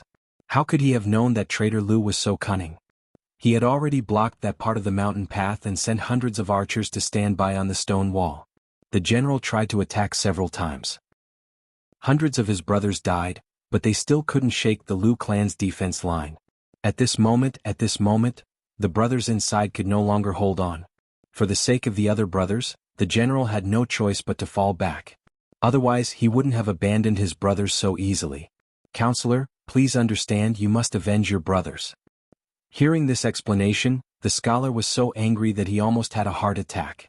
Of course, that wasn't the only thing that had infuriated him. The blow that had caused the scholar to ascend to the heavens hadn't ended just yet. The scholar used all his strength to suppress his anger. His mind was blank and he couldn't think of any countermeasure to get back at him. Obviously, Thief Lu's deployment should have seen through their tricks, and the other party was already on guard. If they used a sneak attack again, it was destined to be ineffective. As he thought about it, a small leader staggered in from outside and shouted, "Counselor, bad news." "What bad news?" "I'm fine." The scholar frowned. His already chaotic heart was even more irritated by this person's interruption, like a ball of yarn that couldn't be sorted out. He said, "Tell me what happened. If it's not important, I'll definitely punish you." The small leader had run all the way here and was already panting from exhaustion and sweating profusely. Hearing the scholar's words, he suddenly had the urge to cry but had no tears. He said uncomfortably, "Counselor, Jinmen district has been lost." Everyone present was dumbfounded. The scholar almost thought that he was hallucinating. "What did you say was lost?" The small leader caught his breath and said in tears, "Jinmen district has been captured by Thief Lu." The scholar's eyelids twitched uncontrollably and he gradually panicked. However, he still said resolutely, "That's impossible. Thief Lu was almost right under our noses. How could he have the manpower to attack Jinmen district? Lying about military intelligence, do you know your crime?" The small leader was burning with anxiety. He said, "It's true. Yesterday morning, Thief Lu suddenly led troops to attack Jinmen district. Not long after, he lost. Countless brothers were killed and captured. If this lowly one says anything false, let the gods strike this lowly one to death." Jinmen district was really lost? The scholar's heart sank to the bottom of a lake. His hands and feet were cold and he was so shocked that he forgot how to breathe. Impossible, this is impossible. Thief Lu's target was clearly Fenghu district. He had been sending scouts to probe. How could he have extra manpower to go to Jinmen district? When did he go? If Jinmen district was captured by Thief Lu, how could he have had enough troops to surround and ambush them in the middle of the night? The scholar couldn't figure out the key point. There was no time at all. Chapter 643. Although the mountain road was difficult to travel, the overall length was much shorter than the official road. In addition, Jiang Pingji was very strict with the training of the soldiers, so this level of rapid travel was nothing at all. As soon as they arrived, the siege equipment prepared by Su Ku arrived one after another. Qiguan Rang smiled and said, "It seems that Xiaoyu trusts my lord very much." Yang Xi's expression was complicated. He said, if he didn't trust her, this batch of siege equipment wouldn't have been delivered so quickly. The equipment was large and difficult to transport. The speed was certainly not as fast as Jiang Pingji's simple and rapid march. To grasp the time accurately, it was necessary to take into account the variables on the road and the speed of the transportation of manpower. At the same time, it was necessary to be extremely confident. What confidence? If Jiang Pingji did not conquer Jinmen district according to the plan, this batch of siege equipment would have been given to the Red Lotus group. What was the result? Jiang Pingji conquered Jinmen district and even cooperated with Qiguan Rang to ambush the Red Lotus group's troops in a very short time. Finally, they returned to Jinmen District before the Red Lotus group could react. It seemed to have only taken 2 days, but the energy consumed was unimaginable to ordinary people. If Su Ke did not have 100% trust in Jiang Pingji, how could this batch of equipment be delivered in such a timely manner? Jiang Pingji comforted Little White, who was panting a little impatiently, and ordered people to send it the best food. Let's go into the city and discuss the next step of the plan. According to the plan, the next step should be to attack Chiyu District, but this time it was not as easy as attacking Jinmen District. After 2 consecutive days of marching and fighting, they only took turns to rest for half a night. Now the people and horses were tired, and their combat power was not as strong as at the beginning. Jiang Pingji felt that it was necessary to have a deep discussion with the strategists about how to attack Chiyu District and how to fight this battle. However, with such an unreasonable lord, the strategists expressed that it was very difficult. They only asked one question. If they made a plan, would the lord obediently follow it? However, the battlefield was changing rapidly. No matter how good a plan was, it could not keep up with the changes. They would not force Jiang Pingji to follow it. As for Chiyu District, Yang Si and the others naturally had their own plans. Qiguan Rang advocated using Jinmen District as a stronghold to contain the elites and main forces of the Red Lotus group, and sending other people to attack Chiyu District. Yang Si frowned and said, "That won't do. The situation in Jinmen County isn't stable, and many people have been bewitched by the cult. If these people work together with the Red Lotus group outside, it will definitely cause us great trouble. If the city falls, our lives will be in danger." Jiang Pingji agreed with Yang Si. To her, if her territory was taken away, she could still fight back. If her counselor died because of this, who would compensate her? Qiguan Rang said, "Could it be that my lord doesn't trust Rang?" Jiang Pingji felt wronged. How could she not trust Qiguan Rang? Since my lord trusts Rang, let me give this matter a try. Jinmen County was a good start. If they could take down Chiyu County in one go, the morale of the Red Lotus group would be greatly damaged, and it was very likely that they would not be able to recover from this setback. This is a great opportunity for my lord to reclaim Qingda County. Qiguan Rang was usually cautious and kept a low profile, but his battle style was the complete opposite. He was treacherous and bold, seeking victory in the midst of danger. If Jiang Pingji had a strong gambler's mentality, Qiguan Rang was no different. It was not without reason that the two of them could regard each other as confidants and have similar interests. He had taken the initiative to make this suggestion. He wanted to order 3,000 to 5,000 troops to defend Jinmen County and delay the main force of the Red Lotus group. It was extremely bold. However, behind his boldness was his confidence in his own strength. Jiang Pingji could not say that Qiguan Rang was wrong, so she could only sigh and nod in agreement. In that case, you can give it a try. If you can't defend it, you should prioritize your life and retreat in time. Don't force yourself. There are still a pile of official documents waiting for you to go back and deal with in Fengyi County. Without Wen Zheng to share the burden, won't the others be exhausted to death? Jiang Pingji did not decline pretentiously. Saying a few words was a sign of concern. If she declined too much, it would be questioning his strength. She had always respected the strong. In her opinion, the strong did not have supreme martial strength. A strong mind, strong martial strength, and strong wisdom could all be called strong. Qiguan Rang's martial strength stopped at the level of a square dance with a sword, but who could say that he was weak? A strong brain was also a strong person. At first, Qiguan Rang was very touched. His heart was so warm that he wanted to cry. When he heard Jiang Pingji's words, he wondered if it was illegal to kill his master. His heart felt so cold. Yang Si secretly rolled his eyes. He knew that Jiang Pingji was not a kind person. She was a black-hearted boss who brainlessly exploited her employees. Before Qiguan Rang could not control himself and was about to kill his master, Jiang Pingji said with a serious face, "The important task of guarding Jinmen County will be handed over to Wen Zheng." The scholar deliberately suppressed An Shui and did not let him appear in front of the leader of the Red Lotus group, but some people with ulterior motives noticed it. Chapter 644. An Shui had always known that there was discord within the Red Lotus group. He had tried to understand it in depth, but at that time he had no capital and could not win over anyone. He had been in the Red Lotus group for some time, but he could not climb to a higher position. Naturally, he could not investigate further. With Jiang Pingji's financial support, An Shui was good at managing connections. He was like a tiger that had grown wings. Soon he became a small leader that attracted much attention. The scholar asked him many times for advice and asked An Shui to be the gunman. However, the scholar did not recommend Shui to the chief as he had promised. Instead, he suppressed him intentionally or unintentionally. Shui did not care at first. He did not expect to attract a big fish. This big fish was the second in command of the Red Lotus group. He boasted of going through fire and water with the chief, but in the end he could not compare to a villain who only knew how to flatter. He had always regarded the scholar as a thorn in his side. If that was the case, it would have been fine. However, the cult leader only cared about himself and did not even let his brother have a sip of the meat soup. This made the second in command extremely unhappy, and he bore a grudge against the scholar and the Red Lotus cult leader. The second in command wanted to pull the scholar down and replace the chief's position, but he never had the chance. Shui's appearance gave the second in command hope.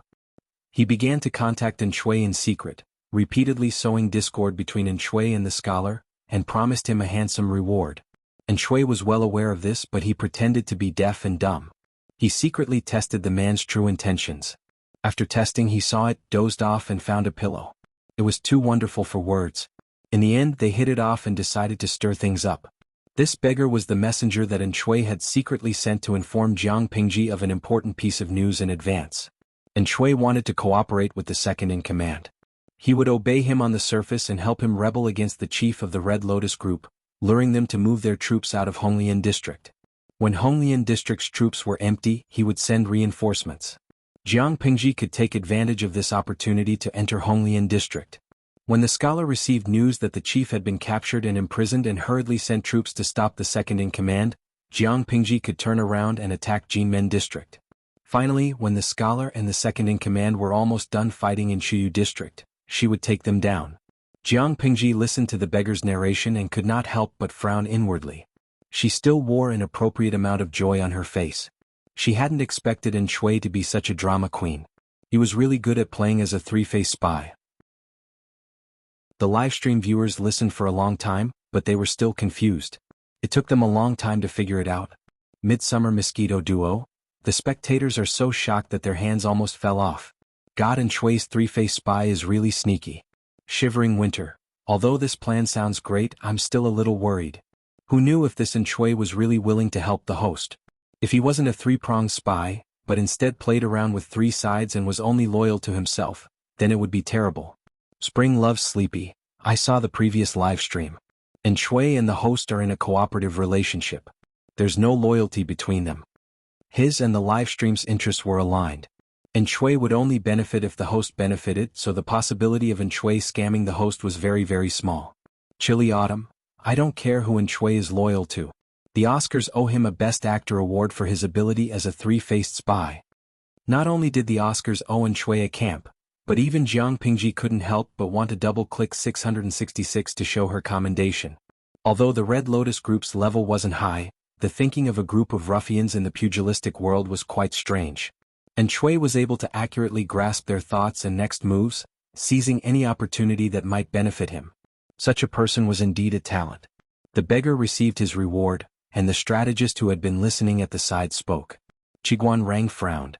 He had always been paranoid and he didn't trust Shui at all. Yang Si had had a brief encounter with Shui, and he also knew some things about him from Wei Ci. He was more optimistic about this plan. Qiguan Rang asked, "Can Shui be trusted?" Yang Si's lips curled into a faint smile with a hint of scheming. He glanced at the goose feather fan in Qiguan Rang's hand and felt a chill run down his spine.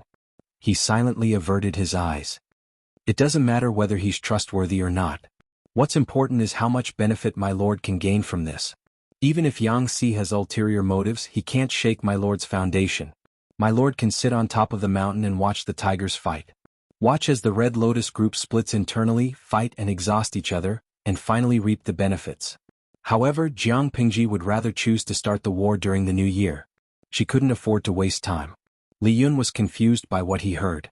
After a while, he said embarrassedly, "Then, sirs, are we going to watch them kill each other?" Qiguan Rang raised his head and glanced at Li Yun.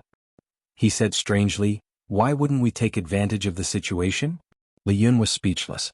Dian Yen pondered for a long time, deliberating his words over and over again. Only then did he speak cautiously. But if we follow this plan, I'm afraid we won't have enough manpower." Dian Yan's expression was slightly dispirited. They had dispatched more than 10,000 troops, But if the 4 districts were to fight, not only would they have to run left and right, but they would also have to be on edge. This would greatly exhaust the troops' energy and combat power. If they followed the previous plan, they would fight steadily, going 1 district at a time. The 10,000 troops wouldn't be too strapped for cash. However, if they cooperated with Shui's plan, it would be equivalent to fighting on multiple fronts.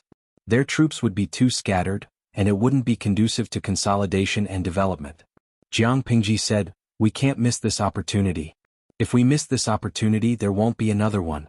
Dian Yan's worries aren't without reason, so I plan to mobilize a portion of the new troops here to defend the city. This will more or less deter the Red Lotus Group's rascals. The Red Lotus Group wasn't afraid of Jiang Pingji because they felt that the latter's troops were too few. They could try to crush them. This was like a gang fight. A group of hooligans surrounded a martial arts master and wanted to gang up on him. Even if they knew that the opponent was a martial arts master, he was only one person. The hooligans would definitely be able to defeat him if they attacked together. What if the martial arts master wasn't one person but 7 or 8? The hooligans would definitely be cautious and wouldn't dare to act rashly. Similarly, once Jiang Pingji began to increase the number of troops and the number of people, the Red Lotus Group would have to think twice if they wanted to make a move against her. Qiguan Rang lowered his eyes when he heard this. His lord had an eccentric habit. If the new recruits hadn't trained for enough time and reached a certain standard, she wouldn't easily let the new recruits join the battle. The chances of new recruits with insufficient experience and ability dying in battle were too high. To her, letting immature new recruits join the battle was tantamount to sending them to their deaths. Once she let the new recruits join the battle, it meant that she had already made up her mind to accomplish something. Yang Si smiled maliciously. "If we mobilize the troops, I'm afraid Zixiao and the rest will go crazy from exhaustion." Jiang Pingji continued, "Zixiao's health isn't good. No one will tire him out. Isn't there still Feng Zhen to hold the fort?" Wei Xi just had to do what he was supposed to do and dump the extra labor on Feng Zhen. Yang Si was surprised for a moment. There was something indescribably strange in his heart. Chapter 645. The viewers in the livestream room were all veterans who were used to big storms. They laughed at the poor Feng Zhen while silently eating their dog food. Not to mention anything else, their streamer really spoiled the little princess strategist too much. Today's wait, I'm crying for Feng Zhen. He's also a sickly person. You can't bully him just because he's unrestrained. Yu Pang, holding the fresh dog food and silently nibbling on it in the corner, the streamer really spoils the little princess strategist. Road to losing weight. It's probably because Feng Zhen is too unrestrained and Simi is too obedient. Obedient children are always more likable. Elsewhere, while Jiang Pingji was toying with the Red Lotus Group and wrapping up the 3,000 ambushing troops, the situation in Red Lotus District quietly changed. Let's go back in time. At that time, Shui and the second-in-command of the Red Lotus Group hit it off. The two of them colluded and caused a wave of big trouble. As a brother who had gone through life and death with the leader, the second-in-command was all too familiar with the habits of the leader. The leader was not very wary of him. When the second-in-command rushed into the deity palace, with his trusted subordinates and captured the Red Lotus Group leader, the leader's strong body was pressing down on the bodies of 2 beautiful women. He was sweating profusely, and even when he was tied up, he was still in a daze. Looking at the second-in-command's ferocious face, then looking down at his naked black body, his cheeks alternated between red and green. "Do you want to be punished by deity?" The second-in-command snorted contemptuously and raised his hand to give the man a kick. "You can fool those idiots with your words, but do you think you can fool me? I even know when you wet your bed, when you first ejaculated, when you peeped on widows bathing, when you flirted with young women, when you did all those things. I know all of them. How can you say you're deity when you're like this? I'm so scared. Why don't you return to your position and send celestial soldiers and generals to kill me? Can you do that? Boasting about being the incarnation of deity?" The second-in-command suppressed his anger and poured out his grievances at the leader of the Red Lotus Group. He originally did not want to betray the leader of the Red Lotus Group. After all, the fact that the leader of the Red Lotus Group was the incarnation of deity was deeply rooted in the hearts of the people. Without the incarnation of deity, the Red Lotus Group would only exist in name. Apart from the brainless believers, the other fence-sitters would soon scatter. However, he really couldn't stand his current life. Why was it that even though he had contributed so much to the sacred cult, all the benefits were enjoyed by the cult master in the end while he couldn't even get a sip of the meat soup? It was fine if he could not get the meat soup, but the leader of the Red Lotus group valued a scholar who only knew how to talk. The psychological imbalance, the disparity in treatment, and the fact that his position in the sect had not reached his expectations. Coupled with the restless ambition in his heart, these factors led him to take the risk out of desperation and imprison the leader of the Red Lotus group. He planned to turn the other party into a puppet that he could use as he pleased. The leader of the Red Lotus group was spat on by the other party. He was so angry that his entire body trembled. He cursed loudly.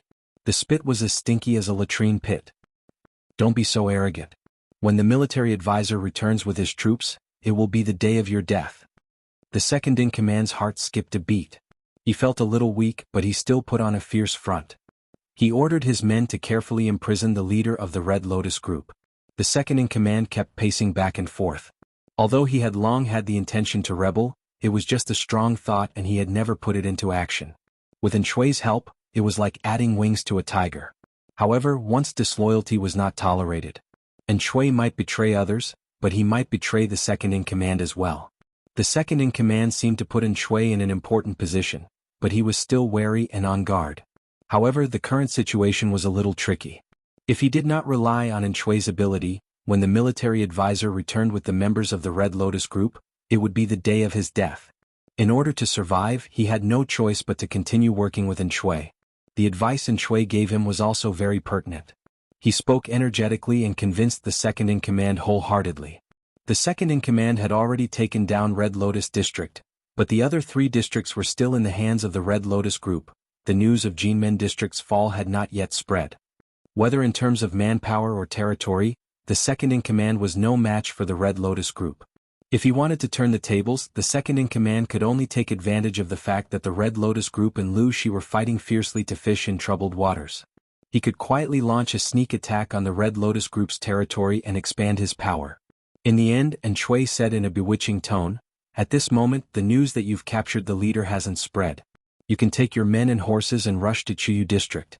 You can use your status as the left and right protectors to deceive the county into opening the gates and welcoming you in without expending a single soldier's strength. If you don't seize this opportunity, when the news spreads throughout Qingda County, it will be difficult for you to take advantage of it. Opportunities are fleeting." The second-in-command was tempted. It wasn't that he couldn't control himself. It was clearly because Enchui's tongue was as smooth as a lotus flower. He was too good at bewitching people. What should we do about Red Lotus District? The second-in-command was still suspicious of Enchui, afraid that the other party had ulterior motives. Enchui said, "That's easy. You can just leave a few trusted subordinates to guard the city. Red Lotus District is easy to defend and difficult to attack. It's difficult for outsiders to conquer it." He spoke naturally and gracefully, but the second-in-command felt embarrassed. After fooling the second-in-command, Enchui did another secretive thing. He sent a beggar to inform Jiang Pingji and sent someone to Fenghu district to inform the scholar of the Red Lotus group. The contents of the report to Jiang Pingji had already been mentioned before. The contents of the report were more meaningful. On one hand, he tearfully reprimanded the second-in-command for his wild ambition and kidnapping him to Red Lotus district. On the other hand, he said that the second-in-command planned to kidnap the leader to Chuyu district. He hoped that the scholar would immediately come to the leader's rescue for the sake of the Red Lotus group. The Oscars did know Enchui a Best Actor. It was obvious that they owed Enchui an extra platoon of awards. Before the first wave had subsided, another wave arose. When the scholar of the Red Lotus group received the message from Enchui, he almost fainted. It was precisely because of this that the scholar temporarily forgot to pursue the matter of Enchui's plan, causing them to lose Jinmen district. For the Red Lotus group, the leader was their backbone. If the leader, who was the incarnation of God, was gone, the Red Lotus group, which had been strong for a while, would definitely fall apart and be counterattacked by the Tsingyi army. What should they do? In the end, the scholar's eyes reddened and his voice hoarse. "Even if the leader wants to rescue us, we can't hand over Jinmen district to that traitor Lu for nothing. Let's split up." The discipline within the Red Lotus group was lax. It would take at least 2 or 3 days to gather the troops and set off. Now that the leader had been captured by the traitor, they were even more disorganized.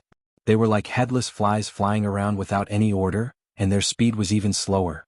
As an opponent of the Red Lotus group, Jiang Pingji maximized the word efficiency. By the time the Red Lotus group had sent half of its troops to attack Jinmen district, Jiang Pingji had already secretly brought people to Red Lotus district. The recruits who had been temporarily transferred over were already halfway there, just in time to outflank the forces of the Red Lotus group attacking Jinmen District from the rear. In Jinmen District, Qiguanrang was in charge, and his defense was impenetrable. The Red Lotus group's repeated attacks were fruitless. Chapter 646. There was a saying that went, "I like it when you hate me to the bone, when you're gnashing your teeth but can't do anything to me." Well, it didn't seem out of place when used on Qiguanrang and the Red Lotus group. Qiguanrang kept a low profile, but that didn't mean he was low-key on the battlefield. On the contrary, he was quite flamboyant. When defending the city, the enemy couldn't get in. When attacking the city, it was impossible to guard against. Even though the military strength in the city was insufficient and there were many brainless believers who caused trouble, Qiguanrang still managed to suppress the situation under such harsh conditions. With sufficient defense equipment and his command, the Red Lotus group didn't get within 100 meters of the city gate for 3 days in a row. Every time they cursed and attacked the city, the Red Lotus group could only leave behind hundreds or thousands of corpses. They looked at Jinmen District, which was crawling on the ground, and sighed. In less than 7 or 8 days, the situation in Qingda County had changed several times. First, Jinmen District fell into Jiang Pingji's hands. Then, Honglian District was conquered by the second-in-command of the Red Lotus Group. After that, the rebel army of the Red Lotus Group intended to encroach on Qiyu District. They used their identities as the left and right protectors of the Red Lotus Group to deceive the guards into opening the city gate, killing them unexpectedly. They originally thought that the Red Lotus Group and Lu Shi would each occupy one district in Qingda County, and the rebel army would occupy 2. Who would have thought that in just a day the situation would undergo an earth-shattering change? Lu Shi conquered another city and Honglian District was in his hands. Compared to Jinmen District, Honglian District was almost a piece of cake. The main reason was that Shui had arranged for an informant to receive them. Although Shui's sworn brother wasn't very cultured, he was smart and obedient. He obediently carried out Shui's plan. On one hand, he got the leader of the city guards drunk in the name of a banquet, and on the other, he took the opportunity to bribe the guards at the city gate. Taking advantage of the darkness of the night, he quietly opened the city gates and lured Jiang Pingji into the city. Those who were completely drunk were either tied up in their sleep, or had their heads chopped off and died on the spot. When the people in the city woke up, they realized that the flag on the city gate had been changed. Jiang Pingji had taken over Honglian District and deliberately blocked the news. The Red Lotus Group, which was staging a civil war inside and outside the city walls of Qiyu District, had no idea. The plan is going well. Have the scouts returned yet? She had taken over half of Qingda County's territory, and she was only 2 counties away from unifying Wanzhou. He's already back. Knowing that the person guarding the city was Qiguanrang, Wei Ci already had a plan in mind to cooperate with the encirclement and suppression. He brought more than 5,000 new recruits, and Qiguanrang had 5,000 to 6,000 veterans in the city. There were more than 10,000 people in total. The Red Lotus Group, which was shouting outside the city, had more than 36,000 people. Under Qiguanrang's attrition, there were only slightly more than 30,000 left. If they attacked from the front and rear and caught them off guard, they might be able to defeat 30,000 enemies with just over 10,000 troops. Wei Ci lowered his eyes and thought about it carefully. This plan was feasible. The Red Lotus Group was just a cult among the people. They lacked cohesion, and with Jiang Pingji's several blows, their morale had fallen to rock bottom. They did not have the determination to fight to the death. On the contrary, if they saw that the situation was not good, they would break into a run. In addition, Qiguanrang was firmly guarding Jinmen District. A few days of forceful attacks had not been effective. Instead, they had suffered heavy losses. The morale of the army was already lax, and their combat power was not enough to be feared. If they gave the other party a head-on blow at this time, they would definitely be able to completely destroy the morale of the Red Lotus Group. As long as their military formation was completely disrupted and they flew around randomly like headless flies, they would definitely win this battle. Although Qiguanrang's battle results were fruitful, only he knew how difficult it was inside. He did not dare to close his eyes and sleep for a few days, for fear that the Red Lotus Group outside would attack the city crazily while he slept soundly. The 30,000 troops were 6 times the number of soldiers in the city. He calculated the time and felt that he would be liberated in another day or 2. Suku was a steady person. If he sent new recruits to battle, the leader would definitely be one of the few strategists in Fengyi County. Although Jiang Pingji's territory was not large, There were many top-notch talents and some were partial. No matter who came, it would be a boost to Qiguan Rang's morale. Sure enough, at noon the next day the reinforcements finally arrived. The Red Lotus group was still shouting and provoking below the city walls. They cursed until their throats were swollen. In the end they could not wait any longer and chose to attack. Qiguan Rang stood on the city wall and looked into the distance. He vaguely saw that there was an unusual movement behind the Red Lotus group's army. His eyes were filled with warmth. In order to show their strength and reduce the threat of the ballistae on the city wall, the Red Lotus group had deliberately set up a large battle formation. However, this had also caused a certain delay in the transmission of their information. It was not until the sand and dust were flying in the air behind them, the shouts of killing shook the heavens, and the casualties were heavy that the Red Lotus group at the front realized that something was wrong. At this moment, Qiguan Rang sneered. Chapter 647. The flames of war spread and dust flew everywhere. The war drums rumbled like thunder, and murderous shouts resounded through the heavens. The Red Lotus group had suffered several setbacks. After splitting up their troops, they had suffered repeated losses outside Jinmen County. Their morale was low and their will to fight was sparse.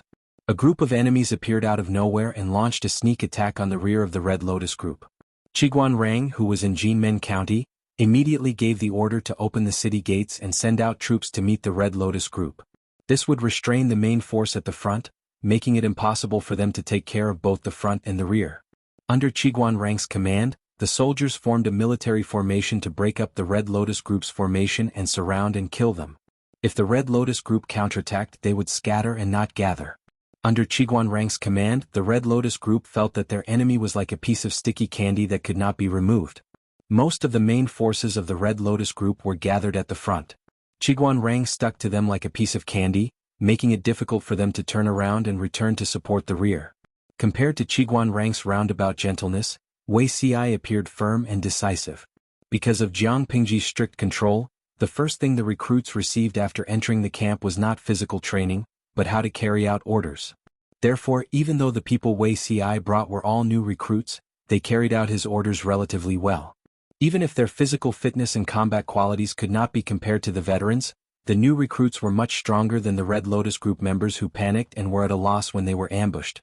Wei Xi knew very well that Qiguan Rang was holding back the main force of the Red Lotus group, buying him precious time. The faster he killed, the more losses the Red Lotus group would suffer, and the less pressure Qiguan Rang would face. Therefore, in order to further expand the battle results, Wei Xi chose a rather tough offensive formation. The vanguard was like an awl, sharp and swift. It broke through and severed the already chaotic rear of the Red Lotus group. The arrangement of the soldiers on the two flanks leaned towards defense. They were strong and powerful, taking into account speed and protecting the center of the army. At the same time, they could maximize the results of the battle and reap the lives of the Red Lotus group. The archers and pikemen were in the middle, supporting the front and two flanks, shooting the enemies and clearing the obstacles.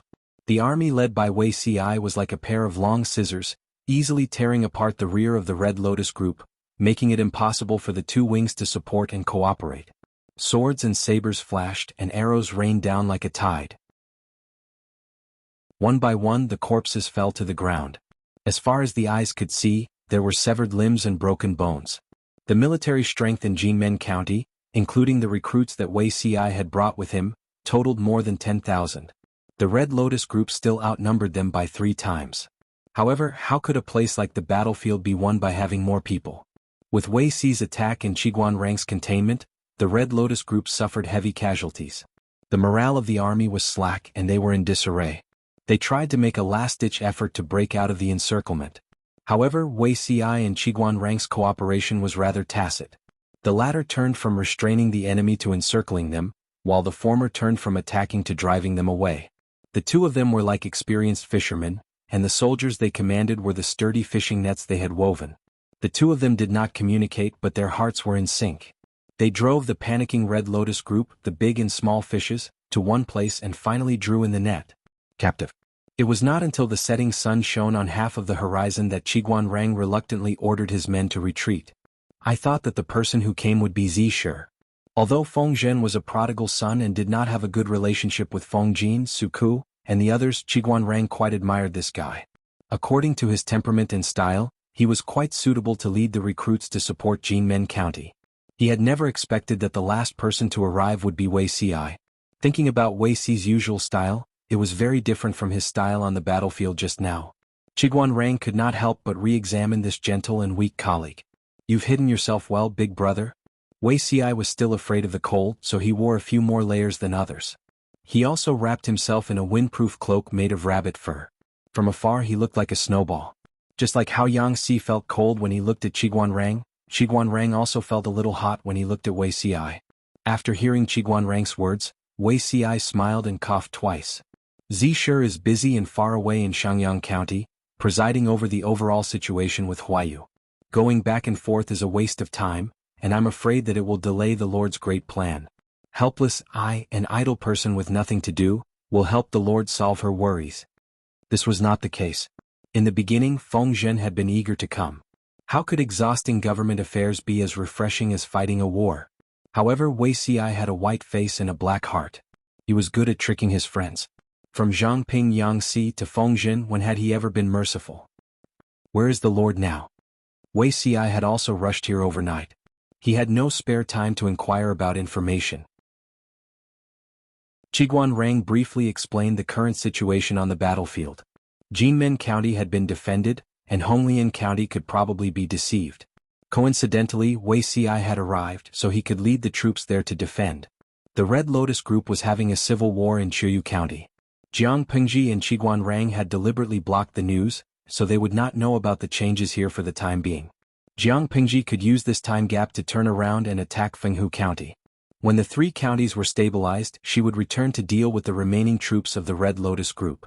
Wuxia kept a gentle expression and listened carefully. In his previous life, he had moved from Lengjia County to Zhongzhao's Bianzhou with the Wei family. As an invisible person, he was not valued, so he simply built a hut and lived in seclusion. He was still concerned about the affairs of the world, but most of the news came from Zhongzhao. As for the news of Dongqing, he only had a general idea. Perhaps the evildoer mentioned by Monk Liaochen was causing trouble, stealing the fate of Dongqing and the vitality of the people, causing many things to happen in advance. In his previous life, the Red Lotus Group had surfaced much later than it was now. The Red Lotus Group had been preaching in the north for several years. It had accumulated countless loyal followers, and its followers were widely distributed. In the end, the leader of the Red Lotus Group took advantage of the situation and revolted. He received the support of the people in the north, and the imperial court could not shake him. He suffered several losses, and the Tsingyi army, who revolted at the same time, could only avoid him. The current Red Lotus Group was still immature, and its teachings were not deeply rooted in the people's hearts. Otherwise, it would not have been easy to take Qingda County. Did the Lord go to Qiyu County? Wuxia asked. Qiguanrang replied, according to the time, that should be the case. Zixiao, fortunately you came. Otherwise I would be really busy. Although the Red Lotus Group is a motley crew, their ability to bewitch the people is not weak. In the past few days of defending the city, people have repeatedly tried to attack or bribe the guards at the city gate. On the surface, we have caught more than 22 of them, and there are even more who have not taken action in the dark. Wuxia rubbed his eyebrows. It's best not to keep these stubborn followers around, lest they spoil our plans. A rat's droppings can spoil a whole pot of porridge. Who knows when these foolish people, whose brains have been brainwashed, will cause a disaster. The Red Lotus Group should indeed be eliminated. Thinking of his previous life, Wuxi's expression became inexplicably gloomy. There was a hidden murderous intent in his eyes, and even his gentle face turned cold. Understanding the meaning of Wuxi's words, Qiguanrang frowned slightly. Chapter 648. In Wuxi's previous life, when Her Majesty established the Jiang dynasty, there was constant turmoil in the early days of the country's founding. There were natural disasters everywhere, and the remnants of the Red Lotus Group took the opportunity to stir up trouble and revive. Although they did not cause much damage, they brought a certain gray haze to the new dynasty and made people panic. There were even some bold rebels who spread rumors that the Empress was a temptress, and they even tried to assassinate her several times. Even the death of His Majesty had something to do with the Red Lotus Group if one got to the bottom of it. Every time he thought of this, Wuxia felt that he could not control his emotions. But Qiguanrang was slightly hesitant. Wuxi's thin lips parted slightly, and there was a tinge of coldness. The battlefield is chaotic, and the rebels intend to open the city for the Red Lotus group. Isn't it normal for the troops to die in the chaos? If they did not deal with such unstable people as soon as possible, were they supposed to stay for the new year? Qiguanrang had wanted to leave them for Jiang Pingji to deal with, but Wei Xi's words made sense. The more unstable elements were left, the more risks there would be. It was better to eliminate them completely. Wei Xi thought of something and said, "Previously my lord promised Shui that after the war she would give him 10% of his wealth and manpower. When Zheng has already screened the captives. Keep the useful ones. It's better to get rid of the others who are stubborn and extreme." Wei Xi did not want Jiang Pingji to get involved in something as damaging as killing captives. It was better to leave this to Shui. Based on Shui's abilities and the Red Lotus group's suicidal style, the latter would definitely step on the former's bottom line. When Shui was done with this group of people, what awaited the Red Lotus group would be killing the donkey after it had outlived its usefulness. Wei Xi did not feel the slightest pain in his conscience to leave this hidden danger to Shui. Qiguanrang keenly noticed that Wei Xi had stressed the words stubborn and extreme. When choosing captives, most of them were strong, young, and healthy. The old, weak, sick, and disabled were not considered. But Wei Xi had made his attitude clear. He did not want those with ideological problems. Their physiques and limbs were in good condition instead. This abnormality made Qiguanrang curious, but it also made him a little more vigilant. Wei Xi knew that Qiguanrang was suspicious, so he explained, "The teachings of the Red Lotus group were inherited from a certain evil cult during the period of the 16 kingdoms. When Zheng is well-read, so he naturally knows how many evil cults caused trouble in the early days of the Great Xia dynasty's unification of the 16 kingdoms. They had risen from the ashes several times, fanned the flames, instigated the common people and caused chaos. They had to guard against the Red Lotus group.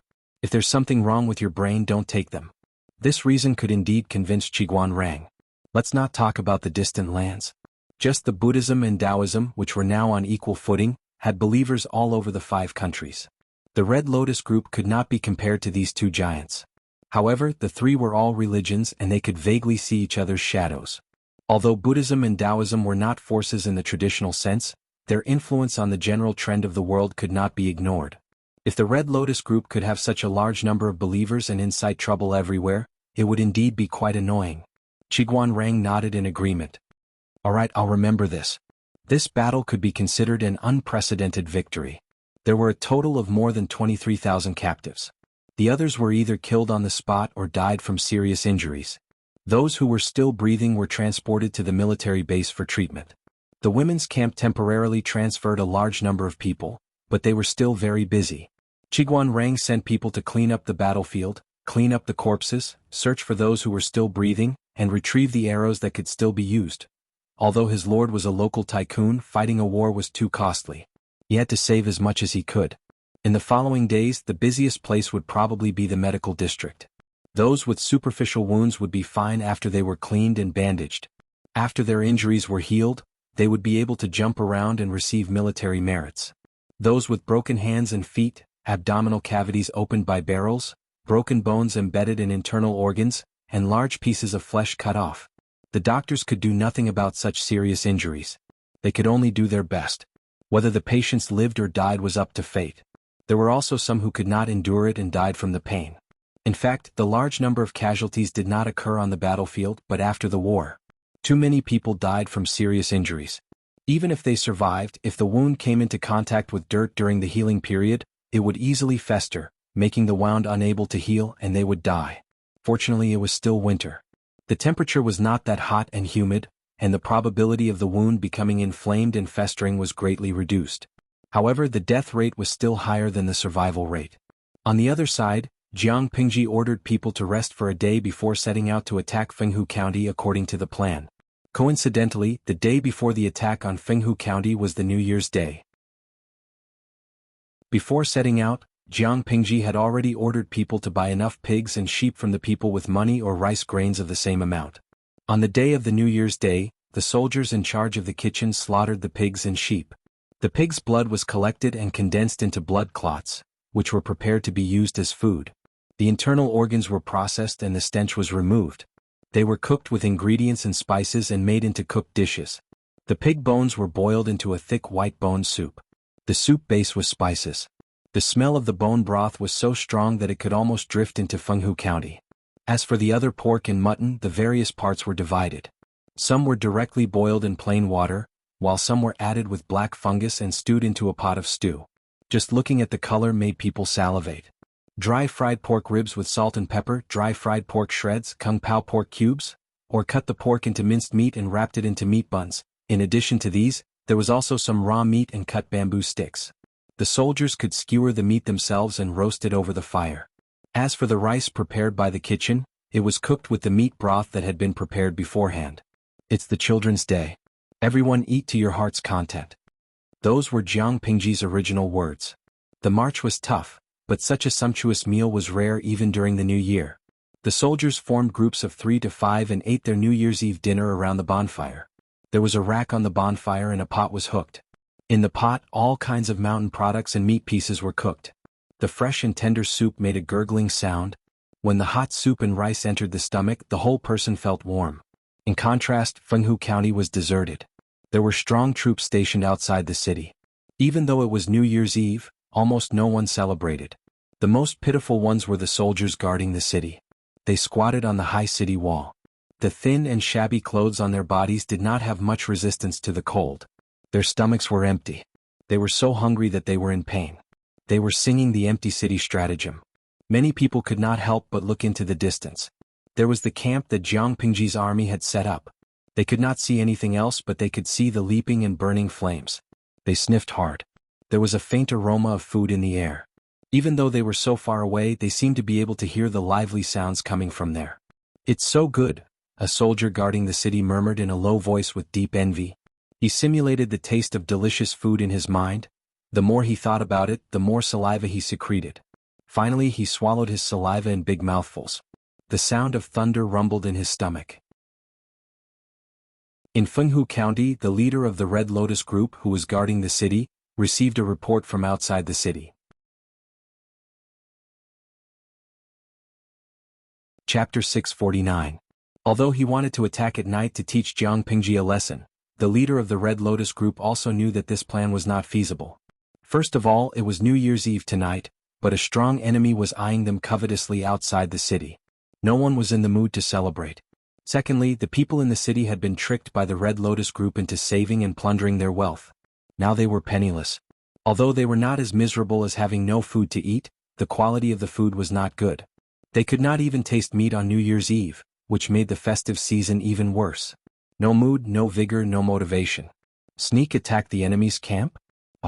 Quoting the words of the viewers in the streaming room, even Liang Jingru did not dare to give them the courage.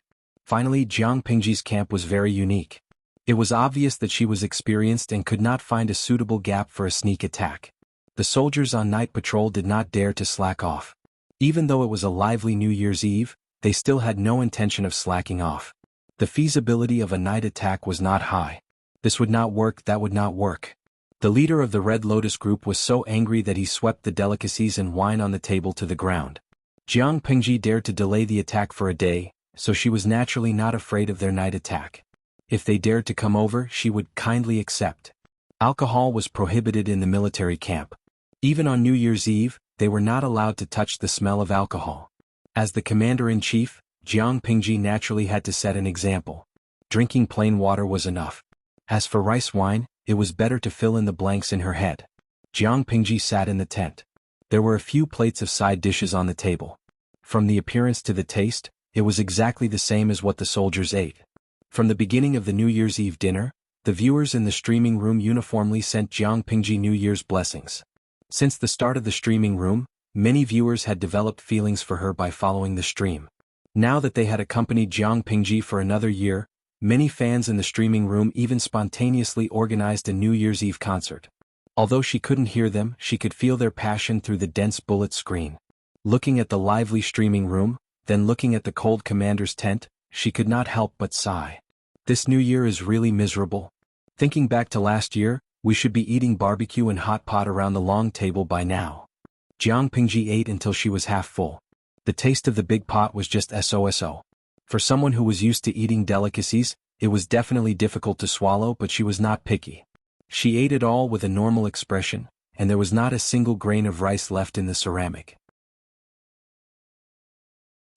I really do not want war during New Year, Yang Si deeply agreed. As a picky foodie, cutting off his delicacies was the same as cutting off one's addiction. When the addiction kicks in, how uncomfortable would it be without hanshi powder? Just ask Feng Zhen, who was weeping after giving up. During the New Year's Eve dinner, Yang Si and Dian Yen sat on either side of the table. Jiang Nongqin was left in Honglian County to hold the fort, so she was not in the tent. Yang Si said with a smile, "Only when there is a comparison can one know who is better. My lord, why don't you think about the thieves in Fenghu County? Maybe your mood will be much better." Jiang Pingji rested her chin on her hand. "By the way, will they attack the camp in the middle of the night? The possibility is very small." Yang Si said firmly, "Even so, for the sake of prudence, we still have to strengthen the patrolling and defense of the camp." Setting up a camp was a skill. If the camp was set up well, it would be difficult for the enemy to launch a sneak attack. Jiang Pingji did not do much research in this area. Fortunately, there was Yang Si. He could make up for the shortcomings in this aspect. In addition, the patrols were strict. Even if the Red Lotus group really launched a sneak attack in the middle of the night, they would be able to react quickly. All the soldiers in the camp ate to their heart's content. Delicacies could soothe negative emotions and more or less dispel the depressing atmosphere of the New Year's War. Thinking about conquering the enemy tomorrow, besides some melancholy and longing, they were more excited. Tomorrow was the first day of the new year. If they could conquer Fenghu County, it would be a good start for the whole year. The New Year's Eve dinner lasted until the moon was high in the sky. The soldiers who were not on patrol duty went to bed early to recuperate and fight the next day. The soldiers who were on duty gathered together to frolic, fight to kill time. Because they did not make much noise, they did not disturb the sleeping others. Jiang Pingji always wore her armor in the military camp. She came out and took a look at the camp. The soldiers she met saluted her. After inquiring about the situation everywhere, Jiang Pingji walked to the front of the camp and looked at the shadow on the ground in the distance. It was like a giant beast. She knew that it was Fenghu County. After conquering Fenghu County and then Chuyu County, Wanzhou would completely become her territory. She had just taken the first step on the road to hegemony. She meditated and calmed the complicated emotions in her heart. While she meditated and cultivated, she sorted out the clues in her mind and reorganized the plan to unify the world. Not long after, she heard footsteps behind her. She knew who it was at first glance. Jing Rong. She spoke in a declarative tone. Yang Si said, "I saw my lord leave the commander's tent just now and come here alone. Do you miss your family?" Jiang Pingji let out an ah and was puzzled. "Why would I miss my family?" Yang Si choked. He thought that Jiang Pingji was young and that she was alone in a faraway place during the New Year's Eve. Looking at the lively scene around her, it might arouse the young man's longing for his family. He came over to be quite a considerate brother, but why didn't he follow the script? Understanding what Yang Si meant, Jiang Pingji did not know whether to laugh or cry. "I'm an adult, not a 3-year-old child." It was Yang Si's turn to be dumbfounded. "Then my lord is now." Her eyes were firm. "I'm meditating and sorting out the plan. After we take down Qingde County, we'll take a short break and go to rescue the king." Rescue the king. I don't know how many heroes we'll meet then. Whether they're enemies or allies, we'll be invincible if we know ourselves and our enemies. Yang Si responded with an oh, and was slightly embarrassed. Just as he was about to find an excuse to leave so as not to disturb Jiang Pingji's thoughts, his lord raised a very strange question. "Jing Rong, I had a strange dream last night. I dreamed that a hen crowed and heralded the dawn." Yang Si frowned. "A hen heralding the dawn? Isn't this a woman usurping the dawn? It's a sign of disaster. However, the dream is strange and doesn't count." He was a little worried. Did the Lord think that the dream was ominous and that there would be changes in the battle tomorrow? Don't be superstitious. A woman usurping the dawn. People often use this as a metaphor for a woman usurping power and creating chaos in the world. It's a bad omen? Jiang Pingji said and lowered her eyes. "What do you think of this?" Yang Si was surprised. How did the topic turn to this? He was also a rebellious person. His thoughts were very different from the literati of the time. He said, "In my opinion, a woman usurping the dawn and a woman in power are still different. The crow of a hen is against the natural order and common sense, but it's not the case for a woman in power. Looking at the 16 countries in the previous dynasty, it's not like there haven't been women in power and being officials for hundreds of years. If a woman usurps the dawn, it's an insult to the ancestors.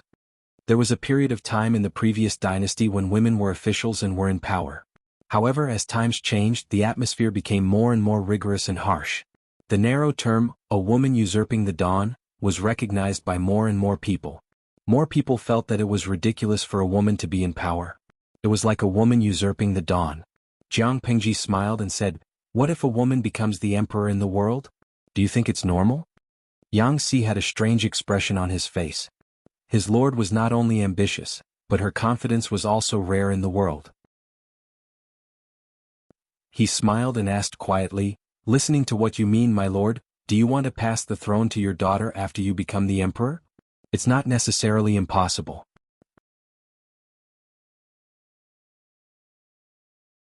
Chapter 650. Not necessarily? This was probably the funniest joke Yang Si had heard in a while. At this point he still thought that Jiang Pingji was joking with him. He went with the flow and teased, "If that's the case, my lord has to work harder." Jiang Pingji raised her eyebrows and asked him, "What do you mean work harder? My lord is about to turn 9 soon, and it's only 2 years before she turns 20. In other people's families, even if they didn't get married, the marriage would have already been decided. On the other hand, the lord was still alone. This was not acceptable. If I don't marry a wife, how can I have a daughter? If he didn't have a daughter, how could he pass the throne to his daughter?" Yang Si teased with a smile. His words were not to encourage Jiang Pingji to work hard to fight for the throne. He was clearly teasing her, telling her to quickly get married and have children. Jiang Pingji would be 18 in 2 months. 18 was old enough to start a family and become a father in that era. However, rich families were particular about many things. Most of them would delay it until after the coronation ceremony. The Lu residence should not be an exception. In Yang Si's opinion, his lord was still a young and immature youth who had not come into contact with the matters between men and women. When he was of age, he would naturally think about it. However, according to Yang Si's script, after being teased like this, his lord should be blushing and her heart palpitating. She would be extremely embarrassed. In fact, Jiang Pingji raised her eyebrows and said calmly, "Well, there's no rush. Bearing children depends on the partner and the timing." Yang Si was surprised. From the looks of it, his lord wasn't an innocent young man who didn't understand human relations. He was clearly an experienced veteran. He gossiped, "Depends on the partner and the timing? Could it be that my lord has taken a fancy to someone?" Jiang Pingji's lips curled into a mysterious smile. "Indeed." Yang Si asked curiously, "Which family is she from?" If their statuses were comparable, they could ask the old master to come forward and arrange the marriage for their lord. This was a major event in his life, so he couldn't afford to be careless. The faster the hand, the slower the hand, the faster the hand, the stronger the hand. That was the only logical thing to do. If his status was lower than the lord, he could send an iceman to the door and explain his intention to take a concubine. In short, it's best not to miss out on a young lady you like. Jiang Pingji laughed involuntarily. She didn't know that apart from being gluttonous, Yang Si also had a tendency to gossip. Amused, she rolled her eyes and said vaguely, "Status? Although my family is in decline, I have a clean background. My ancestors were once illustrious, so I can be considered a noble family. That person is quite talented and her personality is quite cute. It's not fair to be a concubine." Yang Si frowned. A noble family. This was indeed a little difficult. Better be a poor man's wife than a rich man's concubine. The nobler the family, the more importance they placed on their status. She would rather choose her husband's wife who was of the same birth as her. Very few people were willing to be a concubine in order to climb up the social ladder, unless her husband's family was of a higher status. Obviously, Lucy had not reached that level yet. "What does Lord like about her?" Yang Si asked. "Talent or appearance?" Jiang Pingji smiled and squinted her eyes. "His genes. Chicken, sound?" Yang Si couldn't wrap his head around it. The curve was too big and he almost flipped over. "What is a rooster's voice?" Jiang Pingji pinched her chin. How could she explain this? She couldn't. Genes. They're the most essential thing in life. Jiang Pingji thought about it and muttered, "But genes are only one aspect. His genes are indeed very attractive to me, but what interests me is his temperament and the secrets he hides. How do I describe that feeling? He's obviously full of loopholes, and it's no different from burying his head in the sand, but he still stubbornly wants to hide it. He looks so cute." Yang Si was dumbfounded. He could understand every word that his lord said, but when they were put together, he couldn't understand them. Jiang Pingji concluded. "He's easy to bully. I like to bully him, but he's tolerant and doesn't do anything. What I like can only be mine. Yang Si was so shocked that he couldn't speak. After a while he broke out in laughter. Lord, if you really like the young lady you can't do this. It's easy to scare her. Previously he thought that his lord was a skilled and knowledgeable veteran.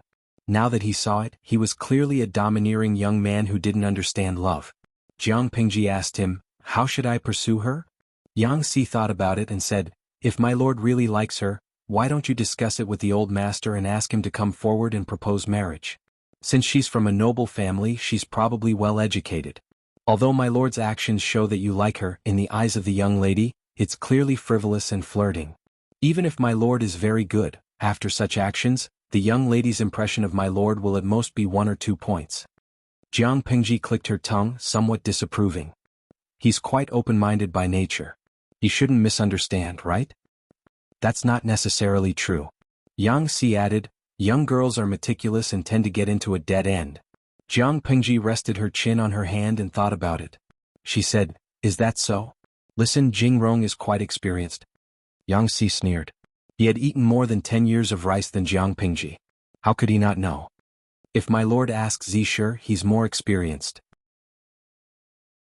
However, he's an unruly wastrel. I don't recommend adopting his suggestion. Yang Si conveniently smeared Feng Zhen's name. Who asked Feng Zhen to be so wastrel? Jiang Pingji thought for a long time. Finally she said, it's still early. Let's talk about it in another 5 or 6 years. I'm not in a hurry. I'm quite enjoying my current state. Yang Si did not suspect anything strange. In his opinion, the young lady that his lord liked was estimated to be only 11 or 12 years old. In another 5 or 6 years she would be of the right age to marry. As a man he should prioritize his family, country and career. It was fine for his lord to get married a little later. It was fine if he fell in love with someone else after a few years. A man would not have to worry about not having a wife. Little did he know that under Jiang Pingji's deliberate guidance, the content of their conversation was completely different. It was clearly a chicken talking to a duck, but they could still talk about the same thing. In that case, I'll wait for my lord's little princess to come to this world. Yang Si smiled and teased. Jiang Pingji said, deal. I just hope that you won't cry when the time comes. Before dawn broke, Jiang Pingji returned to her tent to take a nap. When the golden light pierced through the thick clouds and shone on the earth, the sound of a horn sounded in the camp. Not far away, the people of Fenghu County, who had been in fear all night, felt as if they had been electrocuted. They were so scared that their hair stood on end. Jiang Pingji gathered the troops and arranged them in battle formation outside the city. The cold wind whistled and the banners fluttered. One side's morale was high, while the other side was increasingly depressed. When the war drums sounded, the archers responded with arrows to cover the scaling ladders. The soldiers hid under the scaling ladders and pushed the scaling ladders closer to the city walls. Because of the urgency of the march and the limited supplies they could carry, they did not bring catapults to attack the city this time. Relying on the cover of waves of arrows, corpses continued to fall from the city walls, and the scaling ladders were successfully placed on the city walls. When the leader of the Red Lotus group heard the war drums outside the city, he hurriedly put on his armor and climbed up the city walls. An arrow that flew over almost pierced the bun on the top of his head. Why are they fighting now? The leader glared angrily. The enemies below the city walls were densely packed, one group after another. His scalp tingled when he saw them. Chapter 651. We can't defend. The dull sound of arrows piercing flesh, the wails and screams of the battlefield, and the buzzing sound of arrows piercing through the air. The incomparably noisy sounds converged into a symphony of death. The soldier's head was covered in blood, and after he finished speaking with tears in his eyes, an arrow pierced through his chest. Smash them all. Smash them down. We must not let these rebels climb up the city wall. The leader of the Red Lotus group shrank in the back, his face full of fear. He roared at the top of his lungs as he pushed the others to the front line. We have to defend even if we can't. Whoever dares to retreat will be killed. The best way to deal with enemies climbing the ladders was to use heavy objects or sharp weapons to hit their vital points or hands. The defending side did not even need to kill them on the spot. They only needed to get them down from the ladders. The height of the city wall alone was enough to kill them. However, Yang Si was very cunning. He let the soldiers carry thick shields and pretend to climb the ladders. They did not need to climb too high. They only needed to climb halfway to lure the Red Lotus group on the city wall. When they attacked the soldiers climbing the ladders with stones or other sharp weapons, the archers below the city wall would specifically shoot at those soldiers. The war drums were like thunder. The strong sound of the drums resounded through the sky, stirring the blood in one's chest and causing it to surge. Jiang Pingji rode on Little White's back. Her red clothes and silver armor were particularly conspicuous under the sun. She frowned and said, "Jing Rong, although your lord has some spare money, I'm not as rich as a country. Can you be more diligent and thrifty?" The arrows were not endless. From her point of view, every wave of arrows that were shot out was like shining silver. It would be fine if they could successfully attack the city, but if they could not attack it for the time being, those arrows could not be recovered. Even if some could be recovered after cleaning up the battlefield, the arrows would also be used up. Every time they fought, they would lose 10 to 20% of their arrows. It was so expensive that it hurt. Yang Si smiled and said, "Wait a little longer. When their morale has completely collapsed, this city wall of a few feet will be easily breached." Jiang Pingji secretly rolled her eyes.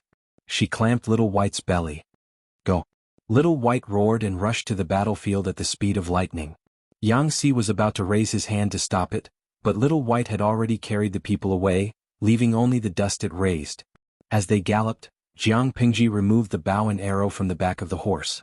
For this bow, pulling the bowstring to a full moon would require more than 2 stones of strength. He knocked an arrow and drew his bow, aiming at the flag fluttering in the wind. A silver light pierced through the air. The arrow carried with it an unstoppable momentum. With a dong sound, it pierced through the flagpole and the huge flag fell down with a loud bang. If he wanted to completely crush their morale, why did he need to waste so much time? Either they would take the head of the enemy general or they would cut down their flag. These were both ways to thoroughly humiliate the enemy and destroy their morale. Yang Si saw the fallen flag of the Red Lotus group and laughed involuntarily. He adjusted his plan and attacked the city with all his might. The Red Lotus group on the city wall had basically lost their will to fight. After paying a small price, Jiang Pingji's soldiers carried their thick shields and climbed up the city wall one after another. The two sides were engaged in a chaotic battle. The scene was chaotic and bloody. It was like a Jura hell, making people lose all rationality. Amidst the chaos, the city gates opened wide. Jiang Pingji held the long spear in her hand and rode her horse into the city. They fought from early morning until noon, and it was as if the white clouds in the sky were dyed scarlet. If someone surrendered, their hands were tied. If they resisted, they were killed on the spot. In less than half a month, the situation in Qingda County had undergone earth-shattering changes. At this point, Jinmen County, Fenghu County, and Red Lotus County were all included in Jiang Pingji's territory. Chiyu County is still missing. After the war, Yang Si sent people to clean up the battlefield and settle the wounded soldiers, the bodies of the dead soldiers and the prisoners of war. When he could finally breathe a sigh of relief, Jiang Pingji had already washed up and taken off her heavy armor. She was sitting in the main hall, drinking tea and resting. Yang Si was so busy that his feet barely touched the ground. Even the clothes he was wearing were from 2 days ago. He had no time to wash up and tidy up. "Yes, we're still missing Chiyu County. Why don't you wait quietly for a few more days, my lord? Wait for the Red Lotus group to fight internally and exhaust each other?" Jiang Pingji frowned and said, "I want to wait, but I can't wait to rescue the emperor." Yang Si was also helpless. If it weren't for the rescue of the emperor, they would have waited until the beginning of spring before attacking Qingda County. Now they were forced to start a war a few days before the New Year's Day. It was one thing for the soldiers to be unable to celebrate the festival with their families, but some of them had to sacrifice their lives. Jiang Pingji continued, "Sooner or later the Red Lotus group will be annexed. Sitting idly by and watching them exhaust each other in their internal strife is tantamount to exhausting our strength." Yang Si was so choked that he couldn't speak. The meaning of his lord's words was clear: the Red Lotus group will be mine sooner or later. The more internal strife they have now, the more losses I will suffer when I obtain it. However, the Red Lotus group is not completely finished yet. Is it really okay for my lord to be so concerned about it? Take a break and reorganize. Send troops to Chiyu County. Yes. Jiang Pingji, Qiguan Rang, and the others deliberately blocked the news. The Red Lotus group received the news relatively late. How late was it? She had already conquered Fenghu County. The Red Lotus group in Chiyu County was still in a standoff inside and outside the city, cursing incessantly. In order to stall for time, and Shui racked his brains to give advice to the second-in-command of the Red Lotus group. Compared to the twisted intestines of a top strategist, Shui could be considered honest and straightforward. Compared to the brainless boorish men of the Red Lotus group, Shui felt that his IQ could crush everyone present. With his help, the second-in-command deceived the city gates of Chiyu County into opening and captured it. After capturing Chiyu County, he was about to dispatch troops to Honglian County, but the troops were blocked at the city gates. The people who surrounded them were none other than the military counselor of the Red Lotus group. The scholar personally led the troops and surrounded Chiyu County. As he cursed, he asked the second-in-command to return the leader. The two sides confronted each other and were in a stalemate. Shui took the opportunity to sow discord and upset the balance between the two sides. War was on the verge of breaking out. As for him, for the sake of his life, Shui had packed his luggage early and fled with a few of his brothers amid the chaos, slipping away. The second-in-command and the scholar's eyes were bloodshot. How could they have noticed Shui's existence? When they discovered that Shui had escaped and vanished from the face of the earth, news of Honglian County and Chiyu County successively being conquered arrived. What? Honglian County has been lost? When did this happen? The second-in-command stood up in shock. Because he had risen in such a hurry, he felt dizzy and almost fainted from anger. The soldier who had delivered the news was pale as he stammered out the time. When the second-in-command heard this, his eyes rolled back and his sturdy body collapsed to the ground. Everyone panicked. They pinched and slapped him. After a while they finally woke him up. Oh, how is this possible? The second-in-command felt as if he had fallen into an ice cellar. The coldness seeped into his bones. If the intelligence was correct, Honglian County had fallen on the same day that he had arrived at Chiyu County. The guards of Honglian County were not weak. How could Thief Lu attack Honglian County without making a sound? Moreover, it had been a few days since it had been conquered. Why did the news only arrive now?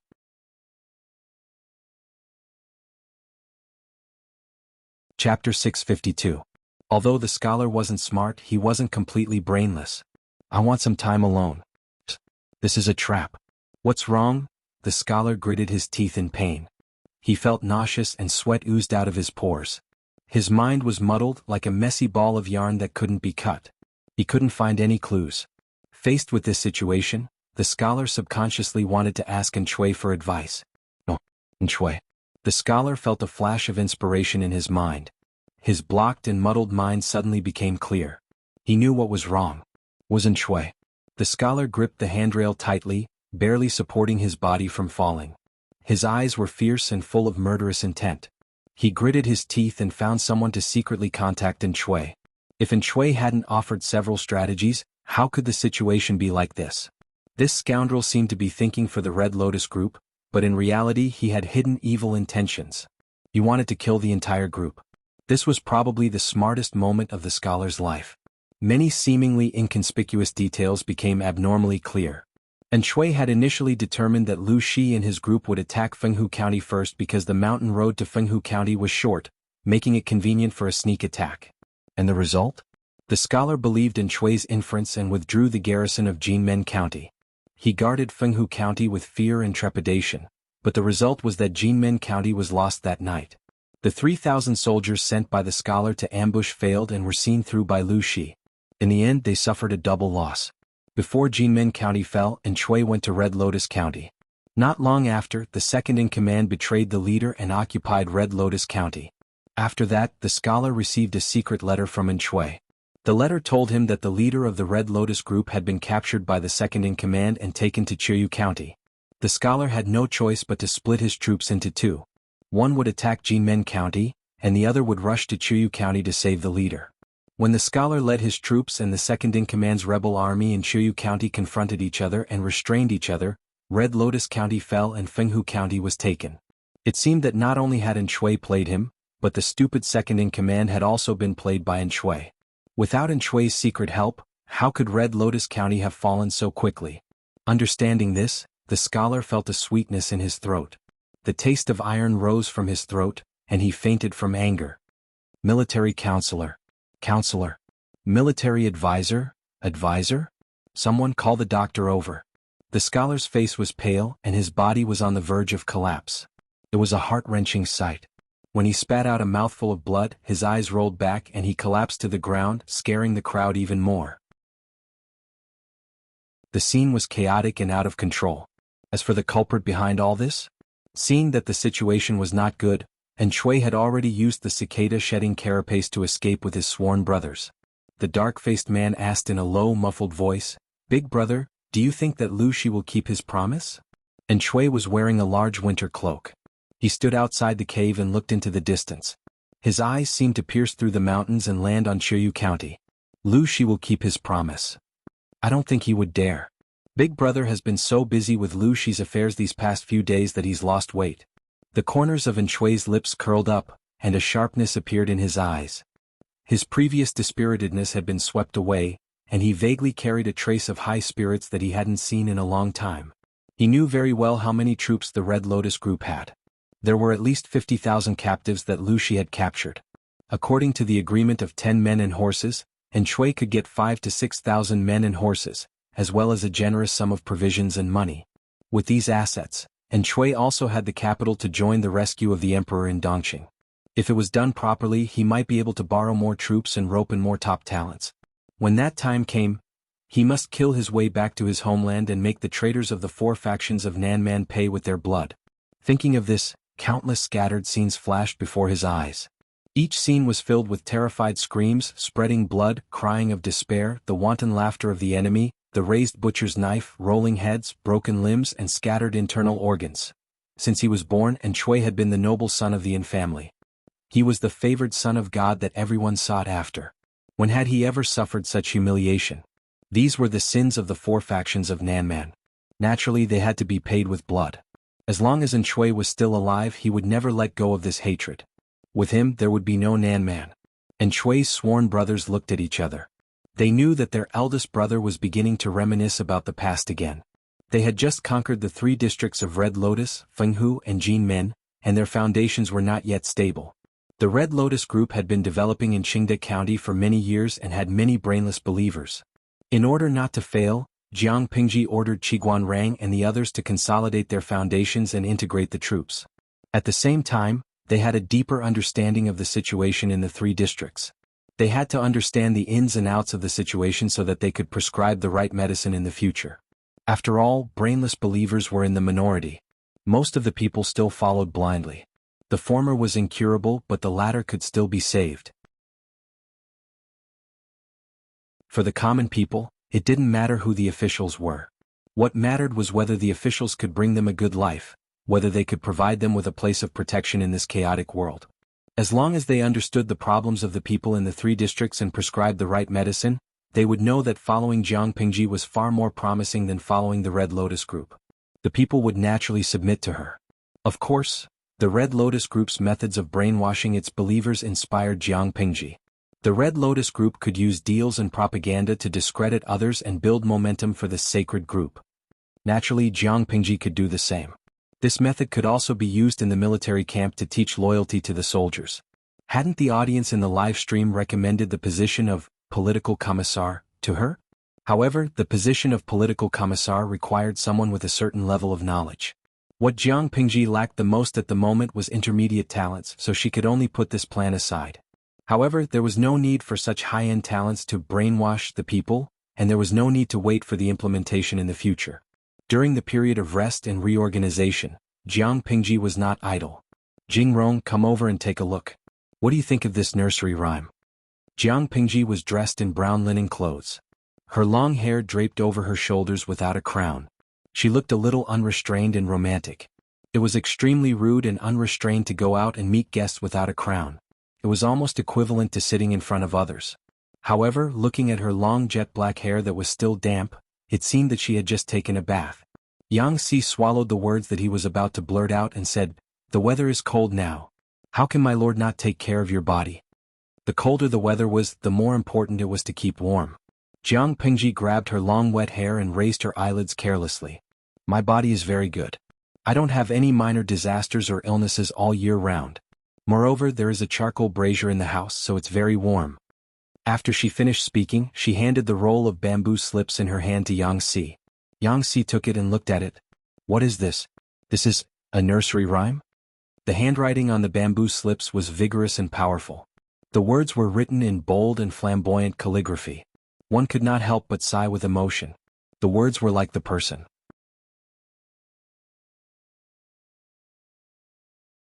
Chapter 653.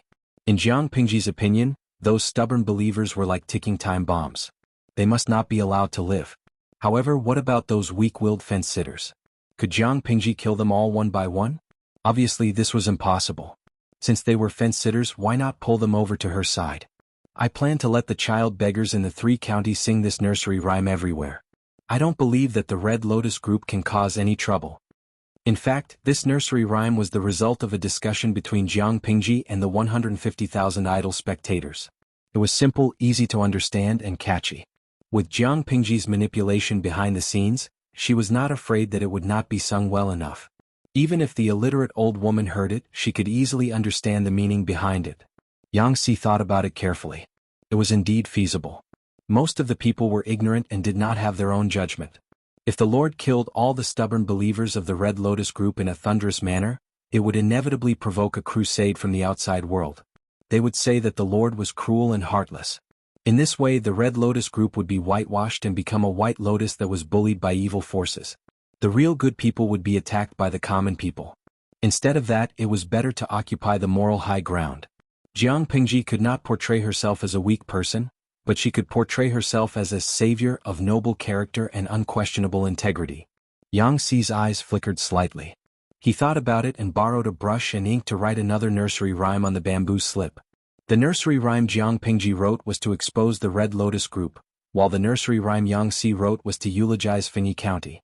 In Yang Si's opinion, it was not enough to attack and expose the evil deeds of the Red Lotus group in Qingda County and let the people see the true colors of the Red Lotus group.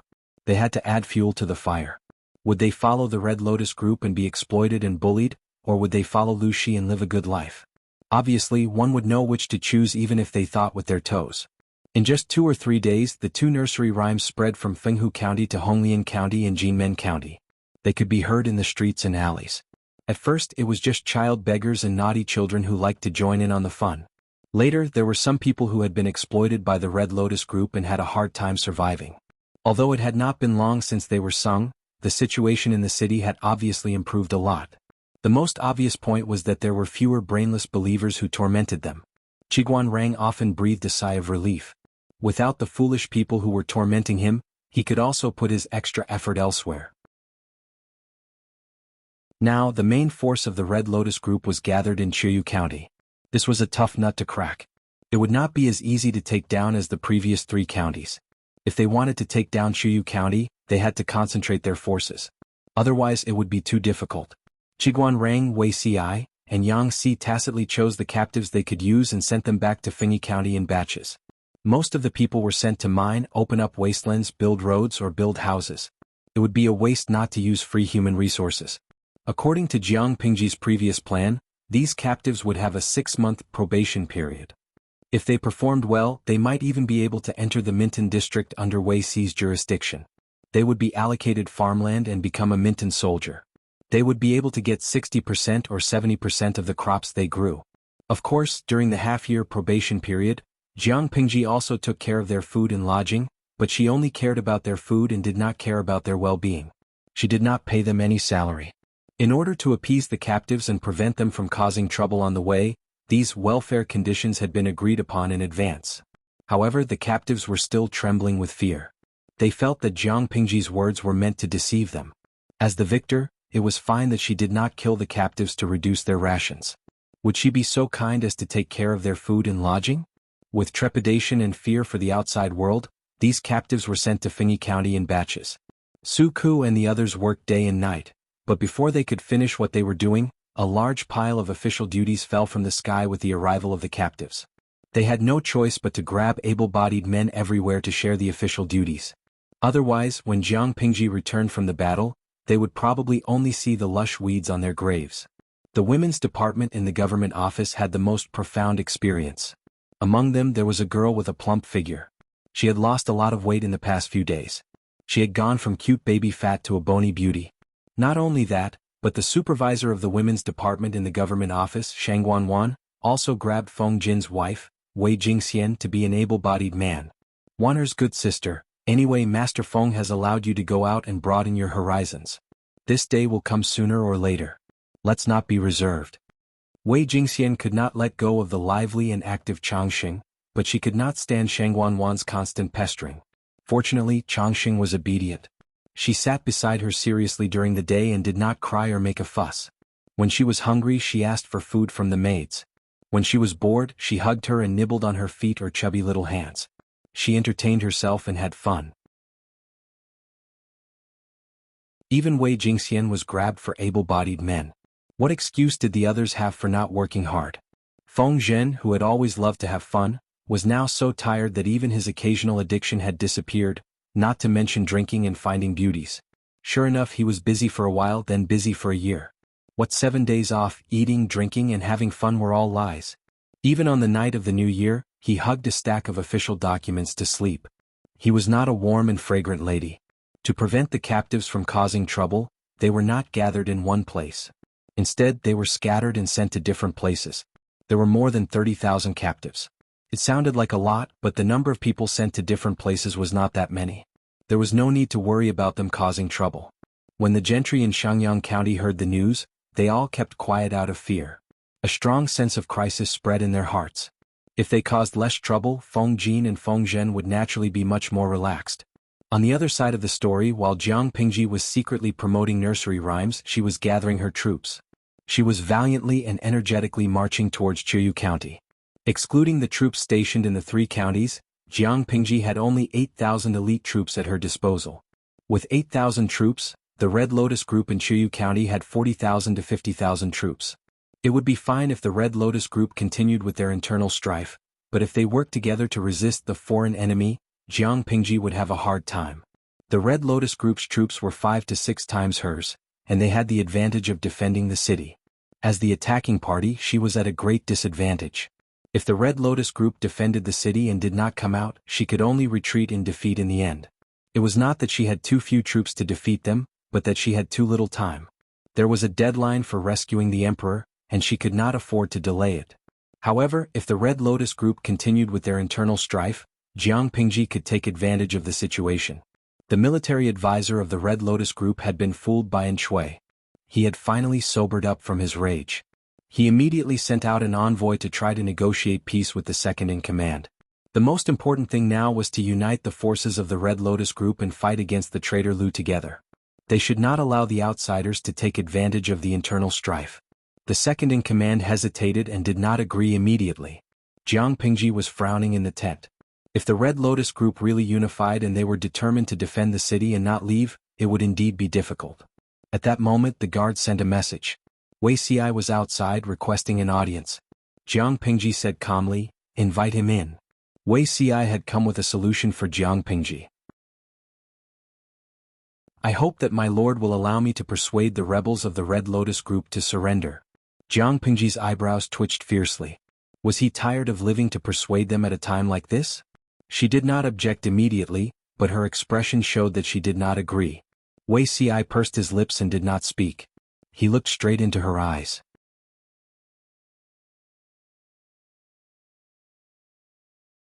Chapter 654. Jiang Pingji had thought that Wei Xi would back down, but she seemed to have underestimated this guy. He could be so stubborn.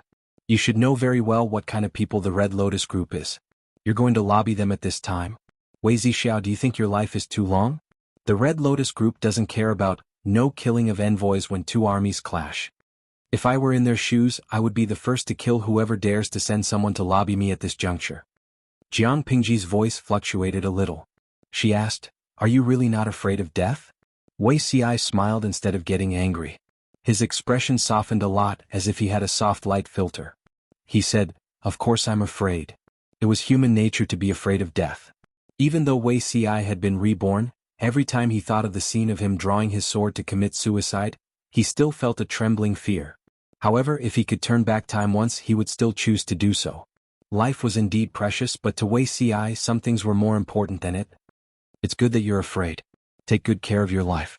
Jiang Pingji didn't even look up. She gestured for Wei Xi to leave. Wei Xi said, "It's precisely because I'm afraid that my life and the lives of the people are worthy of respect. I am confident that I can convince the enemy leader. If I succeed, the casualties of our soldiers will be greatly reduced. It's true that my lord is brave and good at fighting.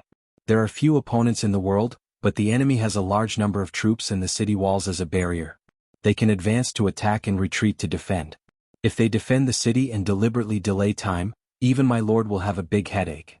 While the enemy is still divided, I think that sowing discord and instigating defection is the best way. At present, the Red Lotus group was still divided and hostile. They still had a chance. If the Red Lotus group put aside their former enmity and joined forces to fight against the enemy, Jiang Pingji's side couldn't afford to delay at all. They needed to seize the opportunity to fight a war, and the same was true of strategy. If they delayed for a while and the Red Lotus group became harmonious, it would be too late. Jiang Pingji was a little annoyed. She pondered for a while and finally made a decision. If you can guarantee that you'll come back alive, I'll allow you to try. Wei Xi's face was filled with joy. Even his eyes were a little brighter. However, the audience in the streaming room was going crazy. Beauty CI is out of her mind and wants to court death. Host, how can you not stop her? AID not enough. The Red Lotus group is a group of bandits. They don't have the habit of not killing envoys when two armies cross swords. If they see that Samiran is good-looking but not strong in martial arts, what if they develop crooked thoughts? Host, why didn't you stop him to the end? Who wants to add drama? The streamer has taken over 3 territories of the Red Lotus group. They hate the streamer to the core now. If Beauty CI goes over, won't he be a ready-made punching bag? If it were any other force, I wouldn't be very worried. However, if it were the Red Lotus group, I would be very nervous. This chapter's message. The key is that Wei CI wants to go. The host tried to stop him, but he was determined. What do you expect the host to do? The viewers in the streaming room were worried about Jiang Pingji. But she would not make decisions for him just because she was worried. Perhaps her worry seemed to Wei CI that she didn't trust his abilities, so when Wei CI insisted, she chose to respect him. After obtaining permission, Wei CI changed into a simple and plain Confucian robe and left the military camp with only a few guards. That night, the second-in-command got up from his concubine in irritation.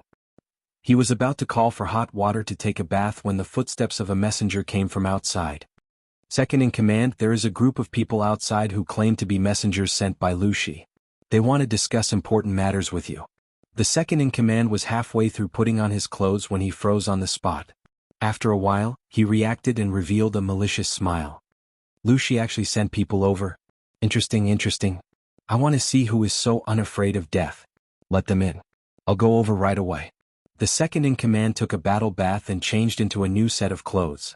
He tidied himself up and went to meet the messengers sent by Lu Shi. When he entered the main hall, he saw a young man in a dark green Confucian robe sitting on the table.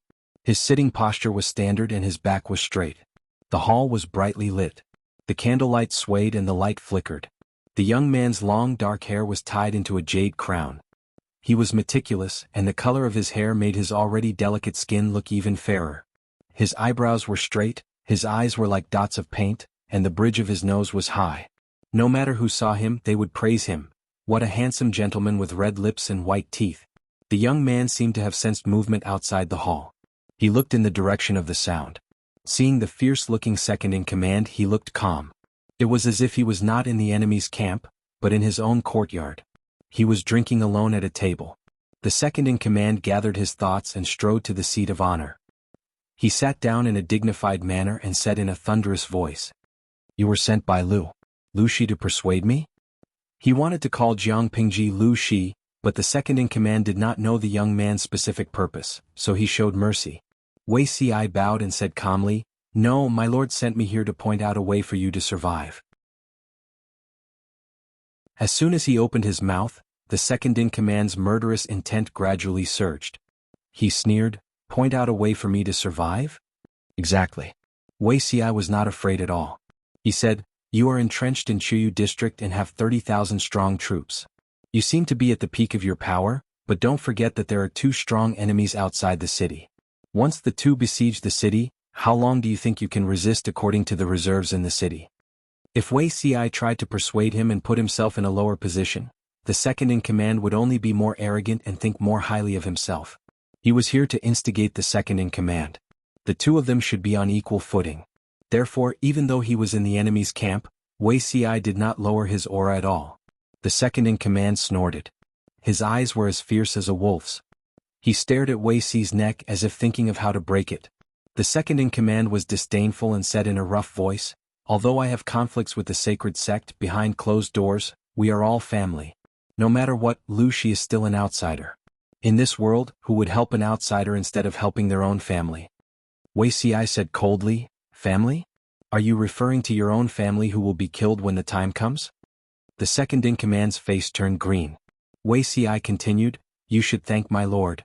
If not for my lord, based on your rebellious behavior, how could the Red Lotus Group allow you to survive? What you said just now is right. Broken bones are still connected. How can a family have overnight hatred? When it came to distorting the truth, the counselors under Jiang Pingji were all outstanding. Their ability to secretly change the concept was superb. It was clearly Jiang Pingji who had forced the Red Lotus Group to fall apart. In Wei Xi's words, Jiang Pingji had become a benefactor.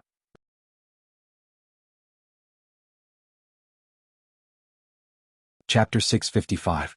The second-in-command's face was livid. That feeling was as if the hidden thoughts in one's heart had been exposed and laid out under the sun, inexplicably shameful. So what? I can also wait for Lu Shi and the Red Lotus Group to suffer heavy losses. Wei Xi sneered. My lord controls most of Fengyi County, Shangyang County, and Qingda County. In the vast Wanzhou there is only Qiyu County left.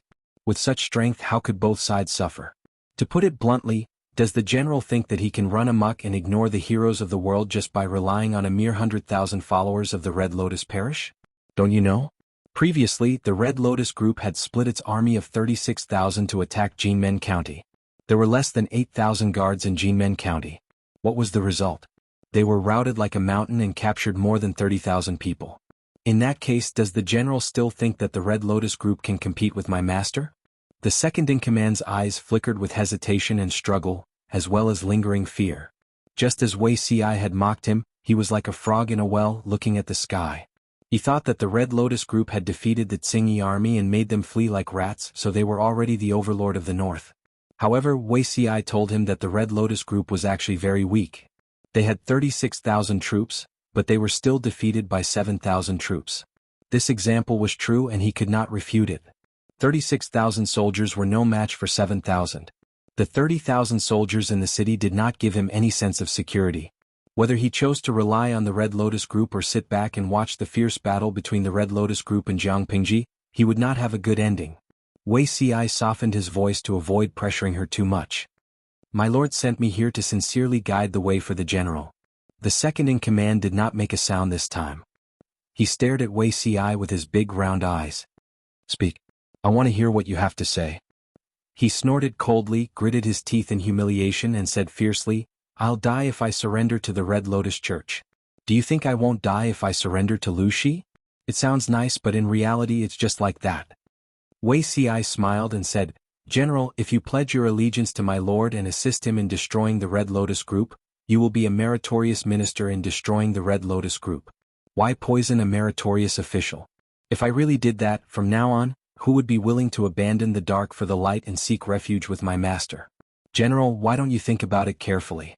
Have you ever had any conflict with my master? Was there any old scores? Since there isn't, why are you still worried? That's right, there's no enmity between him and Lu Shi. If he had taken the initiative to pledge allegiance, why would Lu Shi want to harm him? Even if they did not use him, Lu Shi would not harm him.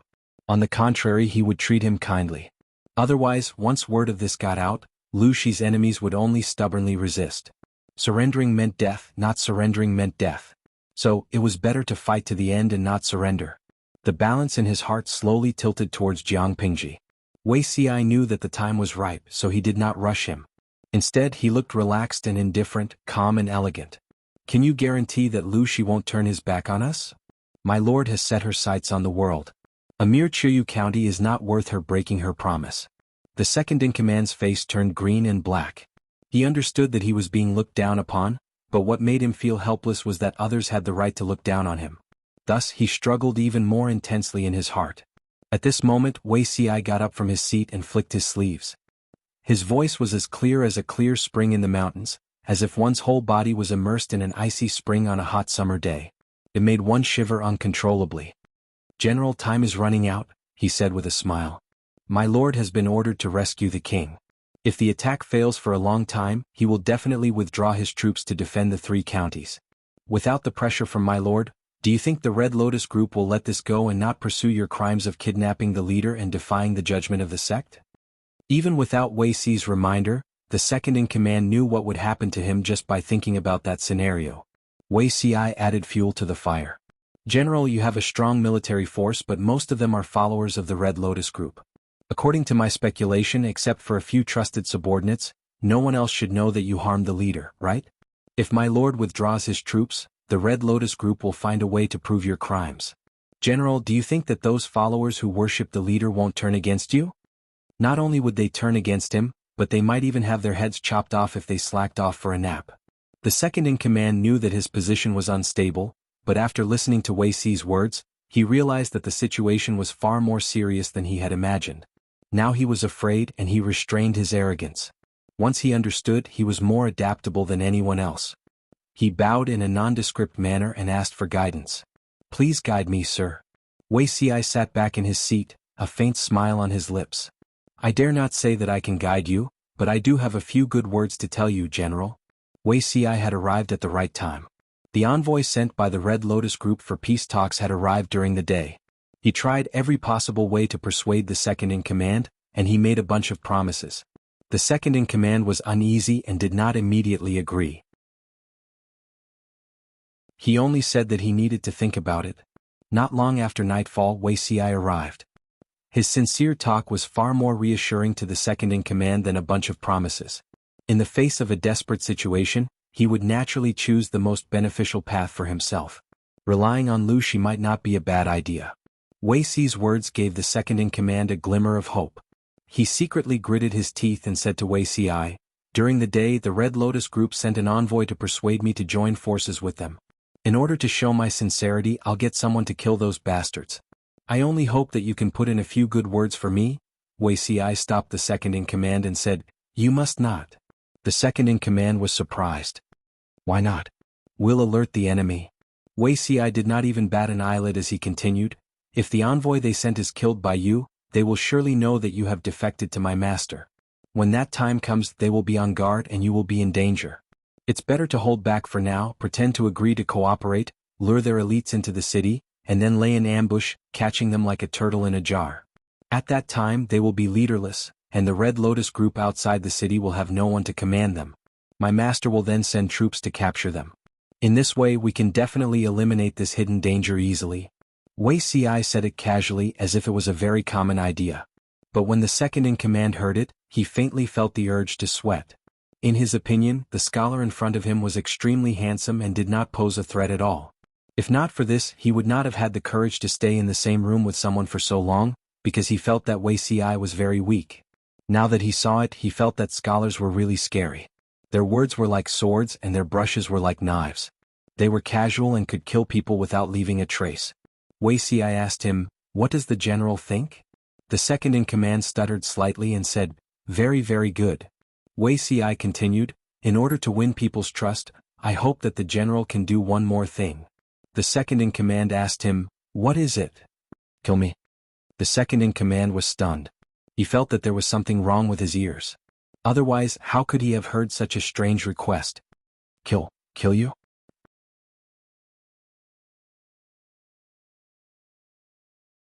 Chapter 656. Strategists were heartless. Not only were they ruthless to their enemies, but they were even more ruthless to their own people and themselves. The second-in-command could not describe that feeling, but after listening to Wei Si's explanation, there was only one thought in his mind, to tremble. In order to harm the enemy, he was willing to seek death. How ruthless was this? Wei Si explained his plan in detail, and after a while he asked for the second-in-command's opinion. What does the general think of this plan? The second-in-command came back to his senses and stammered, Very, very good, whatever you say, sir. In that case, let's have a pleasant cooperation. Wei Si's smile was so beautiful that people could not help but sigh. This man was deep and tall and could be called an elegant gentleman. Only the second-in-command, who was being stared at by him, could not feel happy. Instead, he had the urge to shiver and his hair stood on end. Scholars were all scary. First, Shui, who played everyone in circles. Then there was Wei Si, who could turn the tables in the enemy's camp. If he could, the second-in-command would never want to provoke such a black-hearted scholar in his life. Not long after the second-in-command entered the main hall, There was a clattering sound, followed by the sound of swords being unsheathed, and a short and abrupt scream. The guards outside thought that someone had attacked the second-in-command and hurried in. They were all shocked by the scene in front of them. They saw a young man in a dark green Confucian robe lying on the ground, hugging his stomach and curling up. His face could not be seen, and a pool of thick black blood spread from his body. The guards immediately understood who was killed, and their faces turned pale with fright. Envoys should not be killed in a battle between two armies. Now that Lu Shi's envoy had been killed in a rage by the second-in-command, the two sides would not rest until one side was dead. If they were defeated on the battlefield, perhaps Lu Shi would cruelly massacre the city and kill all the captives to vent his anger. "Bastard Lu, do you think I'm afraid of him?" The second-in-command snorted and said in a rough voice, "Even if he came in person, I would kill him with one blow, not to mention the envoy sent by Lu Shi. Drag this man away, chop him up and feed him to the dogs. Remember to clean up the bones and send them to Lu Shi." "Peace talks? Damn it. If one comes, we'll kill one. If two come, we'll kill both. Do you think the Red Lotus group has no one?" The deputy chief was so angry that no one dared to stop him. They could only obey the order and drag the corpse of the green-robed young man away. The strong smell of blood permeated the room, and the lights flickered, giving rise to a sense of fear. The second-in-command paced back and forth anxiously. His expression was gloomy. It was obvious that he was not as tough and imposing as he appeared to be after killing Wuxia. "Second leader. Since we've killed the envoy of that Lu thief, I'm afraid that Lu thief will receive the news that very night. If he challenges us tomorrow, let's fight then. Do you think I'm afraid of a brat who hasn't even grown hair yet?" The second-in-command's temper exploded. After a while, he paced back and forth with a dispirited expression, as if he was going to break through the solid wood floor. After a while, the second-in-command took a deep breath and ordered his subordinates to invite the emissary sent by the Red Lotus group. After everyone retreated, the second-in-command hurriedly walked to the back hall. Wei Si's clothes had already been changed. His linen clothes were brown, and the jade crown on his head had been replaced with a cloth scarf.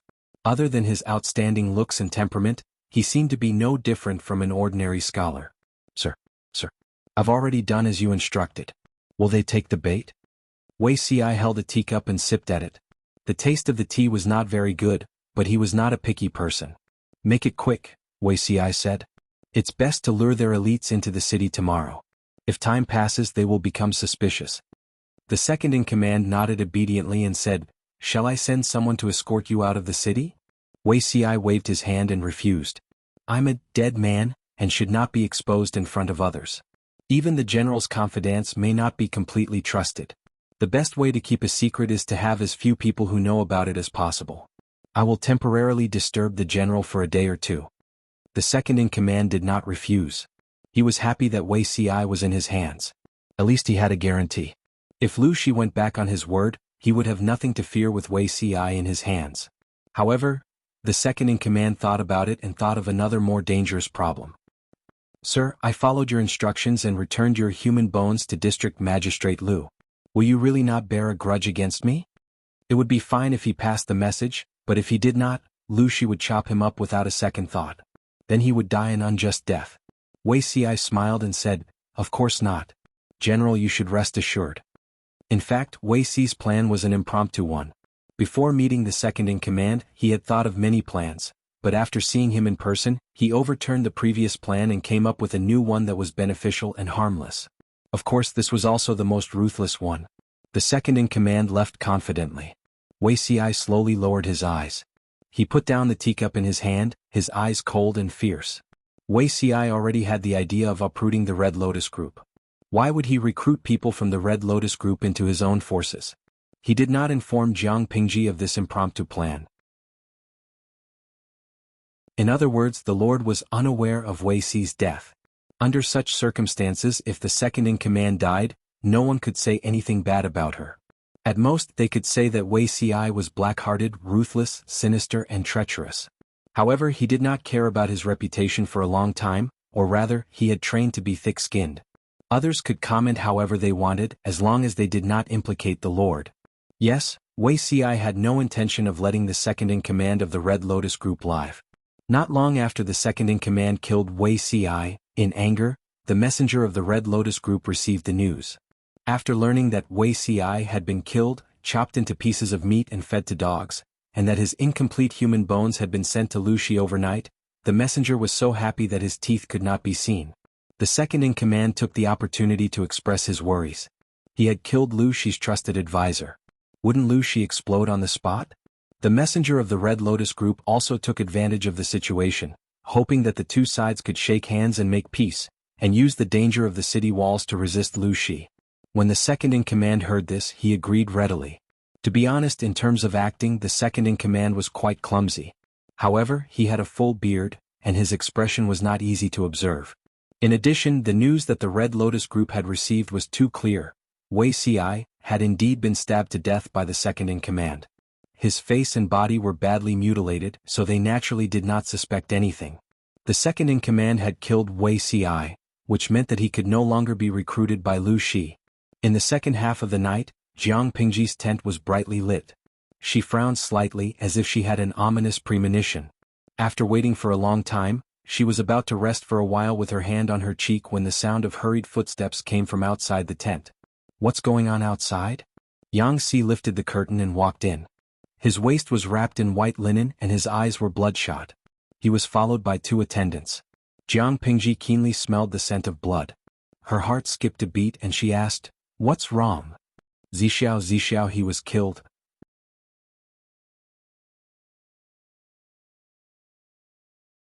Chapter 657. Because she couldn't sleep all night, Jiang Pingji kept the live stream on. She watched a group of night owls and idle people send bullet screens to kill time. When Yang Si said that, the night owls who were still dozing off in front of the screen instantly woke up. Fat Cat Chili, wait, what the F***ck am I hearing things? What happened to Beauty Ci? Yiwu Yanling, oh my god, don't scare me. How could something happen to Beauty Ci? How could it be? Today is not April Fool's Day. Nua Xiang. Although I always feel that Beauty Ci is delicate and weak, he doesn't have the appearance of a short life. How could something happen to him? Cat Demon June, today is April Fool's Day. I'm not listening. This is definitely a joke designed by the streamer. Yun Ruochen, Wei Ci is dead? As his veteran fan, I absolutely can't accept this result. The livestream room was in an uproar. Although the livestream room only had an upper limit of 150,000 viewers, after several years, the number of livestream fans accumulated was more than 10 million. Wei Ci's Tieba alone had more than 30 million followers. These 30 million fans were live fans, not zombie fans. The Tieba was abnormally active. Although these auntie groups were all here for their looks, the world was a place where looks mattered the most. Now that everyone received the news of Wei Ci's death, they suddenly felt as if two bombs had exploded in their ears. The words Wei Ci's death became a hot topic in minutes. Madam's fan club couldn't wait to rush into the livestream room. Jiang Pingji was also shocked, but her mental fortitude was excellent. No matter how thunderous her heart was, she remained calm on the surface. Tell me in detail what happened. Jiang Pingji's tone was unprecedentedly cold. Every word contained murderous intent. Even though there was a charcoal brazier burning in the tent, one could still feel the obvious drop in temperature. Zixiao is dead? Could it be the group from Chuyu County? Yang Si held back the grief in his heart. He gritted his teeth and endured the surging sourness in his throat. He spoke with difficulty. Hearing that Wei Ci's body had been chopped up and thrown to the wolves as food, and that his bones had been gnawed clean and sent back, Jiang Pingji's state of mind was already unstable.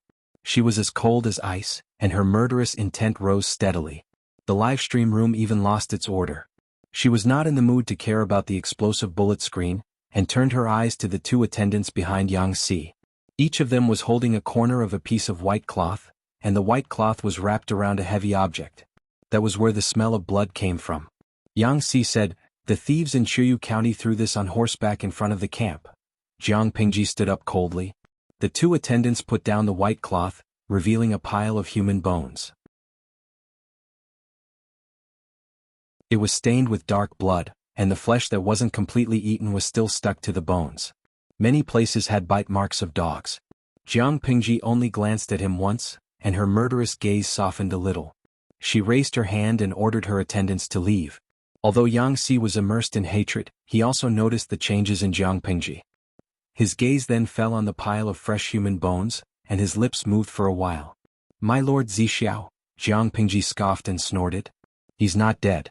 Yang Si, put away that mournful expression. This isn't Zixiao's human bones. Jiang Pingji squatted down and took out a piece of bone with blood and minced meat. The audience in the streaming room expressed that they could not stand such a large-scale taboo scene, and they all commented on the bullet screen to protect themselves. The bone age isn't right. Bone age? Jiang Pingji said with experience. The bone age of this set of bones is at least 35 years old. Zixiao is only in his early 20s. Also, although Zixiao has learned martial arts, he's at most at the level of square dancing.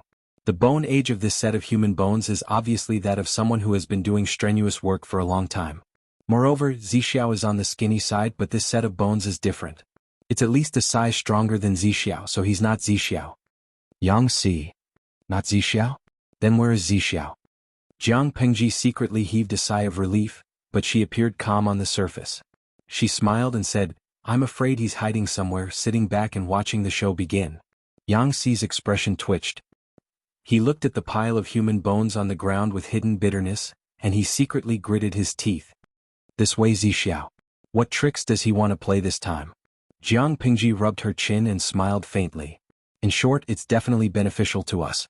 After Yang Si calmed down, he regained his wits. He frowned deeply and carefully tried to figure out Wei Si's train of thought. If Wei Si was killed by the second-in-command out of anger, who would benefit the most? The Red Lotus Group.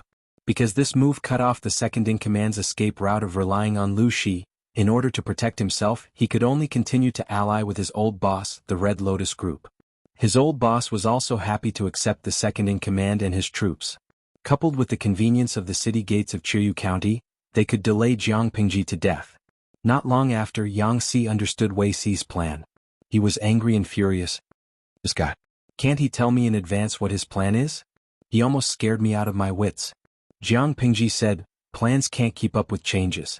Maybe he came up with this idea on the spur of the moment. Yang Si asked, since Zixiao is fine, then my lord, what should we do tomorrow? Should we directly challenge him to a fight? Jiang Pingji nodded.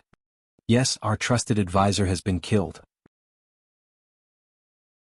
We should at least put on a show. I don't want to act. Tomorrow you'll go to the front lines. Yang Si was speechless. He didn't want to act either. Wei Si wasn't dead yet. Why should he waste his feelings? Jiang Pingji continued, Zixiao may have already instigated the one in Chiyu County to defect. Now that the Red Lotus Group is united on the surface, I'm afraid that both sides will suffer losses and fight to the death. We'll challenge them first. On the surface, we'll exert pressure, but in reality, we'll bide our time and observe the specific situation. Based on Jiang Pingji's understanding of Wei Si, this person had probably already made a comprehensive plan. If the Red Lotus Group didn't lose everything this time, Jiang Pingji's name would be read backwards. When Jiang Pingji received Wei Si's corpse, the Red Lotus Group outside the city also received the news. The scholar from the Red Lotus Group was not suspicious. Instead, he was secretly pleased. Although Wei Si's reputation on the battlefield was not prominent, he was in charge of the post-war pension and the stationing of the troops. He had a high reputation among the people of Fengyi County. As Lu Shi's right-hand man, he had been hacked to death and fed to the dogs. His corpse had even been sent to Lu Shi. He would wake up laughing even in his dreams. Lu Shi had made him suffer a lot.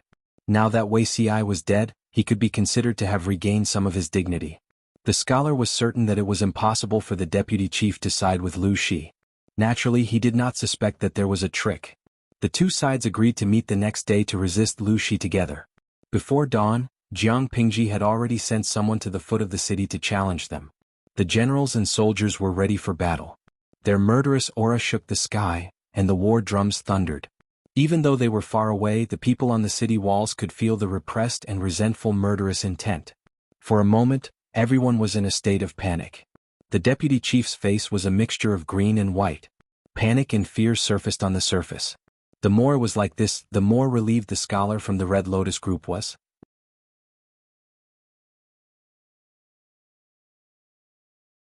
Chapter 658. When the second-in-command invited the higher-ups of the Red Lotus Group into the city to discuss the grand plan, the Red Lotus Group agreed without even thinking about it. However, they were a little more cautious. They brought 2,000 troops into the city, while the other 30,000 troops remained outside the city.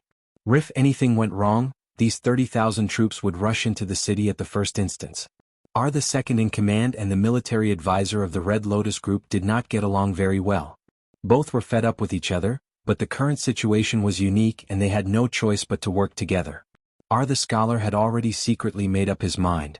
After they beat back Lu Shi, he would be the first to capture the second-in-command and interrogate him. Are now, for the sake of the bigger picture, he could only endure for the time being. He would let this boorish fellow run wild for a few more days. Are the scholar was secretly calculating. How could he know that the second-in-command was also plotting against him? Although the scholar and the others had brought 2,000 men with them, these 2,000 men were no match for the 30,000 troops in the city. On the surface, the two of them feigned civility, but in reality, they each had their own plans. No matter how the military drums sounded outside, the second-in-command still guarded the city and refused to come out. The soldiers guarding the city even cursed him loudly outside. Inside the city, the second-in-command held a banquet. The dancers and singers sang and danced to liven things up. At the same time, a group of prostitutes and prostitutes served them from the side. The drumming outside the city was like thunder. Even from such a distance, one could still hear it if they listened carefully. After 3 rounds of wine, they began to talk about the main topic. The second-in-command had a bitter expression on his face. He secretly rubbed his hands and grabbed the scholar beside him to complain. He didn't dare to say that he had kidnapped the hierarch in front of everyone, so he could only change the topic and make things difficult for himself. On account of the fact that they were from the same bloodline and were like brothers, he had to help him defeat Lu Shi outside the city. The scholar's smile was very stiff. He wanted to withdraw his hand, but the second-in-command held it tightly and could not do so. Don't be anxious. Thief Lu only has 10,000 troops. How can he be a match for us? The scholar forced a smile and comforted him. Actually, as long as our two clans put aside our former enmity and work together to occupy the city walls, the traitor Lu will retreat on his own in less than half a month. The second-in-command said, but right now they're challenging us to a fight. If we don't fight, wouldn't we lose face? The scholar said, how much is face worth? As long as we can defeat Lu Shi, our sect will be renowned throughout the world. After that, the scholar analyzed Lu Shi's current awkward situation in detail, as if he was giving pointers to the country, and his words were reasonable and well-grounded. Everyone in the hall complimented and flattered the scholar, making him feel as if he was on cloud 9. He had completely forgotten about his previous failure. Outside the city, no matter how many people Jiang Pingji sent to challenge them to a fight, the people inside the city held their ground and refused to come out. They were determined to be mute. Seeing that the sky was getting darker and darker, Jiang Pingji's eyes turned frosty. Yang Si hurried over. His footsteps were hurried and his breathing was heavy. He shouted, my lord, I found out the exact news. Not long ago, there was an unusual movement in the Red Lotus Group's camp. About 2,000 people entered Chiyu County. It looks like they're ready to join forces. Jiang Pingji's eyes flickered slightly, and there was a slight smile on her lips. 2,000 people? Are there any important people among them? She crossed her arms over her chest and looked up at the sky. She pondered and calculated in her heart. Yang Si was already prepared. He opened his mouth and said, according to the scout's report, the leader is probably an elite high-level member of the Red Lotus Group. But it's too far away so the details are not clear. But judging from the clothes they're wearing, there may be 23 high-level members. The Red Lotus Group was not a regular army. Most of the members were poor people. They wore whatever they had. Many of their clothes were taken from the dead and wrapped around their bodies casually. As long as they could keep warm and not freeze to death, it was fine. Who cared if they were clean or beautiful? Therefore, in the Red Lotus Group, those who wore armor or bright clothes were basically people of status and prestige. The scouts couldn't get too close, but judging by their clothes, their identities were about 80% or 90%. Jiang Pingji narrowed her eyes, and there was a hint of danger in her gaze. She murmured, 23, Yang Si continued, although it's not clear how many high-level elites the Red Lotus Group has. Just looking at this number, they've taken away more than half. Jiang Pingji sneered softly. In other words, the current Red Lotus camp is basically in a state of no leader? Jing Rong, what do you think are our chances of winning if we sneak attack their camp in the middle of the night? I think we can still fight them even if they have 30,000 troops. She had fewer troops on her side, but the overall conditions were much better. They had enough clothes to keep them warm, enough rations, and the military equipment was of high quality. The soldiers were also well trained. Their numbers were only 1/3 of the enemy's, but in the middle of the cold winter night, the advantage of numbers would be greatly reduced. They had launched a sneak attack in the middle of the night and caught the enemy off guard. Coupled with the crushing quality of the overall team, the Red Lotus group was still in a state of no leader. She felt that they had a good chance of winning. Aryang-si laughed and said, "In my opinion, maybe this is what Zixiao the fox is planning." Arjiang Pingji crossed her arms in front of her chest and snorted. Zixiao has already instigated the forces in Chuyu County to rebel. The Red Lotus group has brought 2,000 troops into the city. There's going to be a good show tonight. The camp outside the city had been sneak attacked by Jiang Pingji, and the city was besieged on all sides and ambushed on all sides. The Red Lotus group had not died in vain. After making the decision, Jiang Pingji ordered the soldiers to continue challenging the enemy for a quarter of an hour, then sounded the gong to withdraw. Because the people in the city refused to fight for a long time, Jiang Pingji's side had been challenging the enemy for the whole afternoon, so much so that their morale was a little low. She asked the logistics department to prepare an adequate dinner for the soldiers, then let them rest in advance to recuperate and raise their morale again. That night, the bright white moon was covered by dark blue clouds. There was not much light on the ground. Jiang Pingji led the whole army out of the camp. In order not to arouse the vigilance of the people in the city, the torches in the camp were still burning. The Red Lotus group's camp was a full 2 hours' walk from their camp. Now that it was night time, the road was difficult to walk, so their pace was even slower. The soldiers guarding on the city wall still did not notice anything unusual. First of all, the torches in the camp were still burning. Second of all, when Jiang Pingji led the troops away, she went out from the back of the camp. The vision of the guards on the city wall was not that good, so they did not see it. At the same time, the city was brightly lit, and the sounds of singing and swallows could be heard. Among the shadows, one could see the graceful figures of women dancing. Everyone had reached an agreement. They were in a good mood and drank to their heart's content. Toasts were exchanged and wine cups clinked against each other. Rough and thunderous voices floated far out of the main hall. The second in command was drunk. His cheeks were pink and his nose was red. Arichi rubbed his stomach and the urge to pee rushed to his head.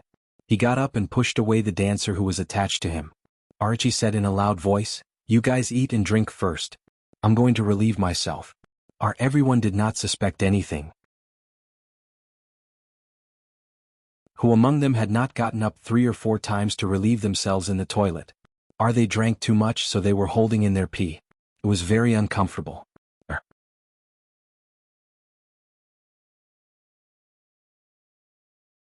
Chapter 659. He went to the toilet and secretly ordered his trusted subordinates to deploy troops. He asked them to quietly surround the main hall and avoid the 2,000 spies brought by the Red Lotus group. Finally, he pretended that nothing had happened and returned to the main hall to continue drinking and having fun with the others. The people in the hall were still drinking. No one realized that countless arrows had been aimed at them and that there was a murderous intent everywhere. The second in command was still urging them to drink. The scholar of the Red Lotus group had already drunk so much that he was sprawled on the table, his clothes disheveled. At the same time, a few dark shadows flipped into a remote house in the city. Sir? Wei Si came out of the room with an indifferent expression. "I'm here, we came late." Sir must have been startled. These men dressed in black and brown were the guards who had followed Wei Si into the city. After entering the city, Wei Si let them do as they pleased. They hid in Chuyu County and did not need to worry about his safety. They would find an opportunity to meet up in the future. What's the situation outside? One of them said, "They spread the news that Sir was killed and threw a skeleton that had been gnawed on by a wolf dog in front of our camp. Our Lord sent people outside to challenge us all afternoon, but the Red Lotus group stayed in the city and did not come out. At noon, 2,000 troops and horses entered the city and were well received." Wei Si folded his hands in his sleeves and looked at the moon in the sky. He asked, "Do you know where those 2,000 people are temporarily staying?" One of them said, "The situation in the city is tense. We have investigated many times and have found out the specific location." Wei Si smiled. The corners of his lips curled up slightly, revealing a faint smile. "You have done well. Now listen to my orders. Go and tell those people that the second in command of the Red Lotus group is up to no good. He lured them into the city to surround and kill them. Tell them to quickly go and rescue them." The guards were puzzled, but they still nodded in agreement. Wei Si added, "The terrain here is remote. I will be fine hiding here. Just do your own things. It was not safe for Wuxia to hide with the second-in-command, so the second-in-command transferred him here. This place was secluded and quiet, with few people around. It was indeed a good place to hide and conceal his identity. The guards acknowledged the order and dispersed one after another. In the middle of the night was dark and windy, a murderous night. Jiang Pingji led all the troops. Their equipment was light and they rushed all the way to the Red Lotus Group's camp. The Red Lotus Group's campsite was very shabby. There were very few torches and the campsite was in a mess. There weren't even a few patrolling guards. In this lousy weather, the temperature in the middle of the night was very touching. Most people couldn't stand the cold and found a place to squat. The discipline within the Red Lotus Group was lax, and the patrolling soldiers were lazy as much as they could. During the day most of their superiors had left, so they were more casual. When Jiang Pingji arrived with her troops, there was not even a guard by the camp's fence. Yangxi was so cold that he was shivering. He said shakily, "Could it be a trap?" Jiang Pingji snorted and said contemptuously, "If the Red Lotus Group had brains they wouldn't have been fooled by Zixiao and Enshui." Yangxi shut up. Ri's IQ wasn't low, but he would occasionally be tricked by the black-hearted Wuxia, okay? As for Enshui, who was a three-faced spy, he didn't want to comment further. Jiang Pingji's mental brain was developed. She was sure that there were people in the camp, and it wasn't an ambush. Order the archers to prepare the fire arrows. Everyone held their breath. Hundreds of archers took out the oiled arrows and lit them. Then they knocked the arrows and drew their bows, shooting them into the air. At the command, the sky was filled with arrows, leaving orange trails in the air. Then they fell into the camp like rain. The soldiers in the camp were still in dreamland. The people on night watch outside yawned continuously. They hugged their weapons and leaned against the fence to sleep. When the second wave of fire arrows fell, the tents were already burning. Only then did someone notice the commotion. They shouted at the top of their lungs, "Enemy attack! Enemy attack!" They were too sleepy. Even though they shouted like that, not many people were woken up. They were in a flurry. When someone blew the horn to signal the enemy, the fire burned from one tent to another with the help of the night wind. Enemy attack! Wake up! Messy shouts and messy footsteps. The crackling sounds intertwined into a soul-stealing song. The sound of hooves approached, the horses neighed and landed. The gate of the camp was violently broken open. The soldiers on both sides were about to step forward to resist when they saw a flash of silver light. Two clusters of blood bloomed enchantingly. No one would have thought that Lu Shi's army, which had been shouting all afternoon, would launch a surprise attack on the Red Lotus Group's camp outside the city in the middle of the night. Dian Yan's speed was not as fast as Jiang Pingji's. The horse he was riding on lowered its head and strode at a steady pace. Although the horse's speed was not fast, its breathing was very steady. It followed closely behind Jiang Pingji and rushed into the camp. On horseback, Dian Yan killed anyone he saw. The two axes in his hands were deadly. He was born with great strength. When the axes fell, he could split a person in half from the middle. Their crooked intestines spilled all over the ground. The battle cries were like a huge stone thrown into a calm lake. With a bang, huge ripples spread out. The fire burned bigger and bigger. It almost dyed the entire camp a bewitching orange-red color. Kill? Because it was in the middle of the night, most of the Red Lotus Group's soldiers were asleep. They were awakened by the noise and fire outside. Out of survival instinct, they rushed out of their tents. Their hands were empty. They had no weapons at all. Outside, there were strong enemies eyeing them covetously. Even though they had 30,000 people, they were still defeated by Jiang Pingji's troops. They only cared about escaping and did not resist. Inside the city, according to Wei Xi's request, the guard disguised himself as a member of the Red Lotus Group and hurriedly spread the news. At first they did not believe it. But when they saw the fire spreading outside the city, and vaguely heard the battle cries and cries, their expressions changed.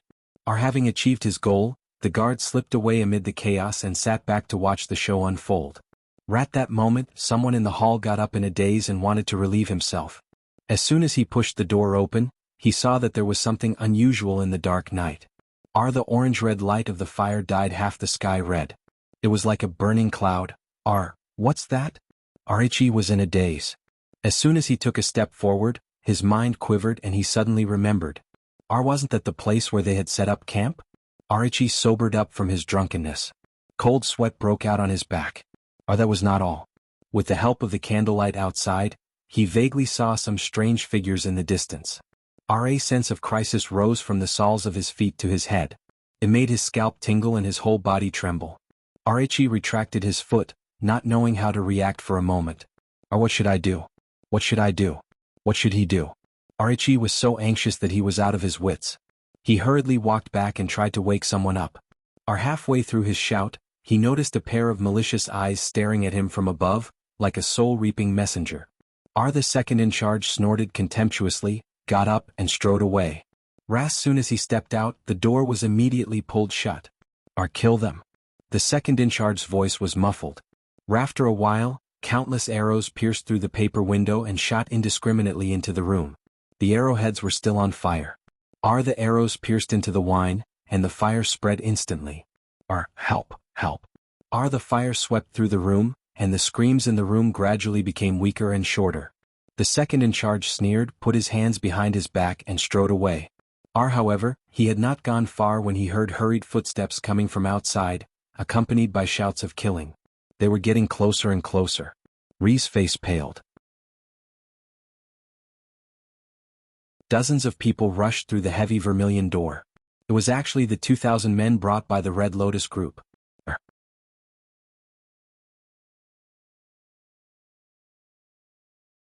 Chapter 660. Sure enough, it's messed up. This way Zixiao has a very strong heart. Yang-si panted heavily as he gripped the reins with all his might to prevent himself from falling off the horse's back. He looked rather pathetic. After being tossed and turned, the originally neat scholar's robe became wrinkled. Every time he took a deep breath, the cold wind would pour into his mouth.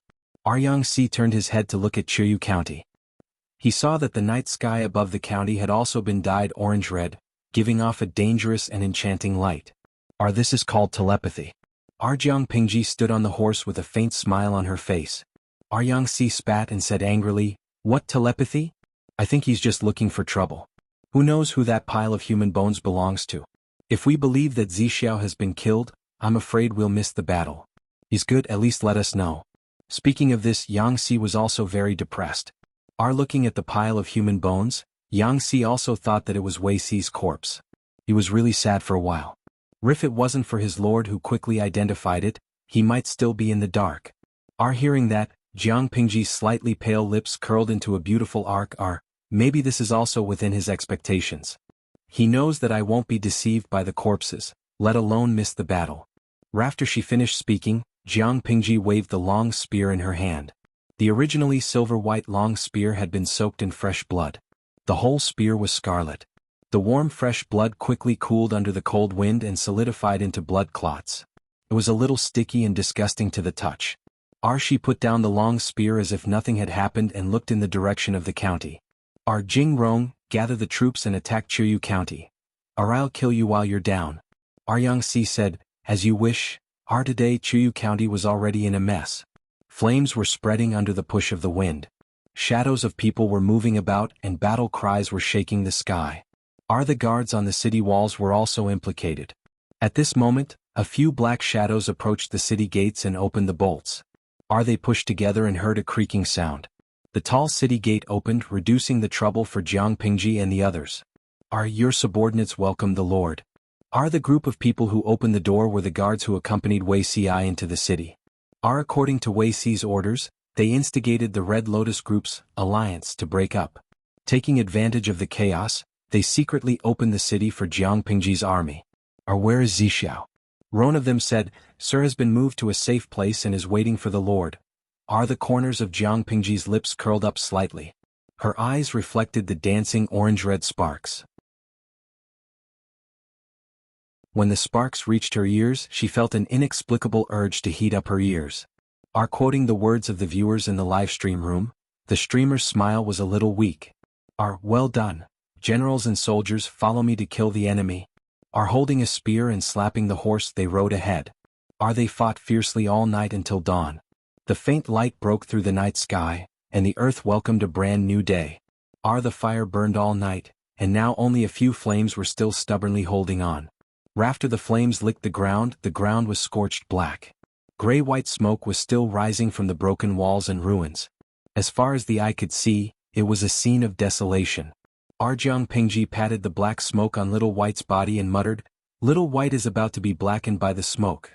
As she spoke, she handed the reins in her hand to a soldier beside her and asked him to take Little White away to wipe it down. Yangtze had not slept all night. His eyes had already turned blue, and his eye bags were quite heavy. His fair cheeks were stained by the black smoke and he looked dirty. Zixiao stayed here last night? This person really knows how to enjoy himself. He followed Jiang Pingji around and he exercised a lot. He rode the horse frequently, and the skin on the inside of his thighs was rubbed with blisters several times. That was not all. His face, which had finally become a little fat, had now become thin again. Stubble covered his chin and he looked a little down and out. What about Wuxia?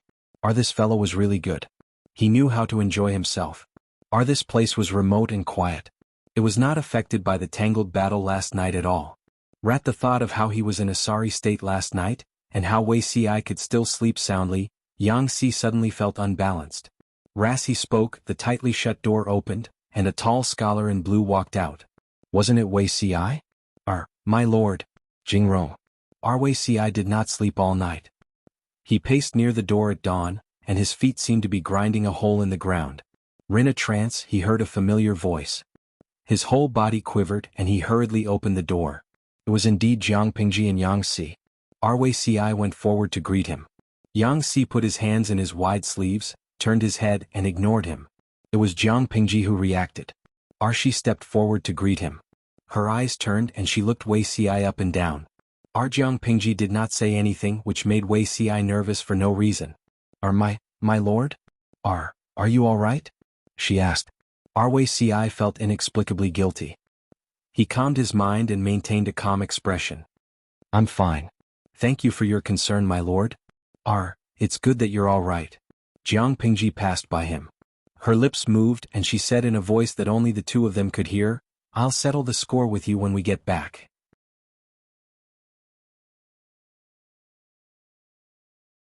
Rash Jiang Pingji's messenger, Wuxia recruited him and made use of him completely.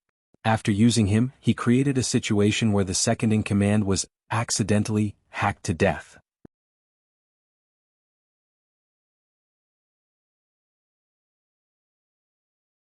Chapter 661. When it came to scheming, Wuxia was no match for Yangtze. After all, their styles were different. They both had hearts. The difference was that one was dirtier than the other. Yangtze was exasperated. All the crows in the world were black. Wuxia, the damned fox, was laughing at others for being black? Where was his shame? Wuxia and Yangtze were so busy with government affairs that their feet hardly touched the ground. Jiang Pingji had to think of a way to settle more than 40,000 captives. Otherwise, as time went on, it would be easy for variables to arise. According to the previous plan, some of them would be sent to Fengyi County to be laborers, while the rest would be left behind. Fengyi County and Shangyang County lacked manpower. Qingde County, which had just been conquered, also lacked manpower. After conquering Qingde County, the matter of rescuing the emperor had to be scheduled. From top to bottom, everyone was as busy as a spinning top. Jiang Pingji gave Wuxia a separate task. It was not heavy, but it was not easy either. I promised in Shui that I would give him 10% of the wealth and manpower. Now it's time to fulfill my promise. The Red Lotus Group's wealth will take a few more days to count. As for the captives, Jiang Pingji counted the number of captives they had captured. There were about 80,000 of them. Most of them were ordinary people. Wuxia wanted to select 8,000 troops for Anshui. Do as you see fit. Wuxia cupped his hands in acknowledgement. On the afternoon of the fourth day after conquering Chuyu County, Anshui and a few of his sworn brothers walked out of their hiding place in the mountains. Our big brother, District Magistrate Lu, captured a lot of captives. He wants to give at least 7,000 to 8,000 of us. Is he really willing to do that? The group of brothers muttered, their hearts beating like drums. Ran Shui said calmly, he has to be willing even if he can't bear to. If Lu Shi wasn't this generous, he wouldn't have gone far. As soon as the group approached Chuyu County, they were discovered by the patrolling guards. They identified themselves and Jiang Pingji personally received them. Brother Lu, how have you been? Ran Shui and the others had stayed in the mountains for a few days and hadn't had time to clean up. They looked a little down and out. If not for their extraordinary auras, they would have thought they were beggars. Compared to the young and promising Jiang Pingji, and Chui's image was a little ugly. Ran Chui's sworn brothers did not make a sound. Only Chui spoke. I'm a straightforward person and I won't beat around the bush. I'm here today to make you fulfill your promise. Instead of feigning civility and probing each other, it would be better to go straight to the root of the problem and get straight to the point. Jiang Pingji was not annoyed. Instead she said, Brother-in, you came at the right time. I was just about to send someone to look for you. Thanks to Brother An's help, I was able to take down Qingde County so quickly and capture more than 81,000 remnants of the Red Lotus group. As for the confiscated money, the account books are also here. Brother-in, please check them. According to our original agreement, I definitely won't mistreat Brother-in for 10 men and money. She knew very well that Chui alone had contributed 30% to her taking down Qingde County so quickly. Even if Chui didn't come to her door to collect the debt, Jiang Pingji would send someone to receive him. Ran Chui held the thick stack of account books in his hands and was secretly speechless. This was probably the most extravagant account book he had ever seen. The account books were not pieced together from bamboo slips. Instead, they were sewn together from bamboo paper of the same size. Our bamboo paper was expensive in Dongqing. It would be even more expensive if it was resold in Nanxing. He flipped through a few pages. The records were extremely clear. Every account was clearly recorded. Jiang Pingji's attitude was so unperturbed that it made Chui and his men seem a little petty. Realizing this, Chui did not flip through the entire contents in detail. He quickly returned the thick account books to Jiang Pingji. I'll listen to your arrangements. Brother Lu is an open and above-board person. Why wouldn't I trust you? Ran Chui wore an appropriate smile on his face. Without batting an eyelid, he warmed up the atmosphere again. The two of them were talking. Wuxia came in from outside the hall. The matter he reported happened to be related to Chui. The 8,100 people assigned to Chui had been selected. Ran Chui frowned slightly. His sworn brothers also reacted. They all felt their hearts skip a beat. They felt cheated. If Lu Shi were to be chosen for them, who knew if he would specifically choose the old, the disabled, or the seriously injured? What was the use of bringing such soldiers back? Jiang Pingji acted as if she did not see the change in their expressions. She took the initiative to invite Chui. What a coincidence. Brother-in, why don't you accompany me to take a look? Ran Chui forced a smile. Then it would be impolite of me to decline. When they arrived at the drill ground, Chui realized that he had gauged the heart of a gentleman with his own mean measure. The captives Jiang Pingji had chosen for him were all well-formed and of suitable age. At a glance they were all about the same size. Although the captives looked a little dispirited, that was because they had been defeated and captured. They felt lost and hopeless about their future. This outcome was far beyond Chui's expectations. As far as the eye could see, it was obvious that these captives had been carefully selected. They were all in the prime of their lives. Our brother Lu and Chui did not know how to react. It was too pleasant, too unexpected. Among the crowd, Chui even saw some of the middle and small backbone members of the Red Lotus group. They were much stronger than ordinary people. If these people were trained well, they would definitely be able to create an army with decent combat power. Jiang Pingji stopped him from speaking. As long as Brother-in is satisfied. There's no need to say anything else, lest we become estranged and hurt our brotherhood. Seeing this, Yang Xi's expression became a little uneasy. After enduring for a long time, he finally had an opportunity. He secretly tugged at Wei Xiao, almost gnashing his teeth. Wei Zixiao, are you siding with an outsider? Wei Xiao was speechless. Why do you say that? When have I sided with an outsider? Yang Xi said, then what's the matter with the people you've chosen for Chui? Not to mention anything else, they were all young people and some of them looked quite strong. So it's because of this. Wei Xiao said with a smile, my lord has also promised you don't have to worry. Don't just look at how good these people look on the surface. That's not the case behind the scenes. Most of them are loyal believers or small leaders of the Red Lotus group. They exploit the people, bully their neighbors and commit many evil deeds. If we keep them, I'm afraid it will affect the internal atmosphere of the entire Wanzhou. It's better to abandon them. The most important thing was that they were too deeply poisoned by the teachings of the Red Lotus group. They were basically malignant tumors and they couldn't be left alive. Yang Xi was astonished, so shocked that he couldn't speak. Wei Xiao narrowed his eyes, expressing his loyalty. I'd rather cut my own flesh and give up my life than harm my lord in this life. and Shui still has his uses.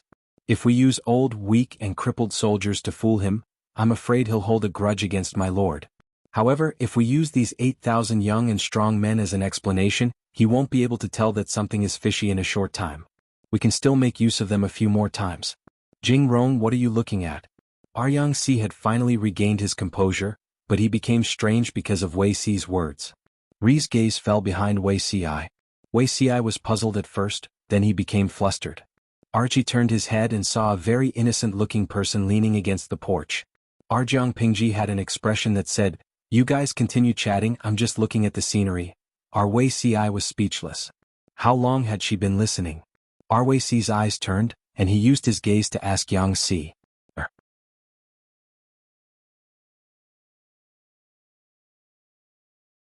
Chapter 662. Wei Si received the hint from Yang Si. He carefully recalled what he had just said, and the color of blood gradually faded from his cheeks.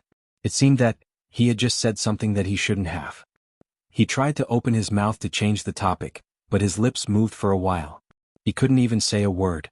It was as if a pair of invisible hands were pinching his throat, forcing him to swallow his next words.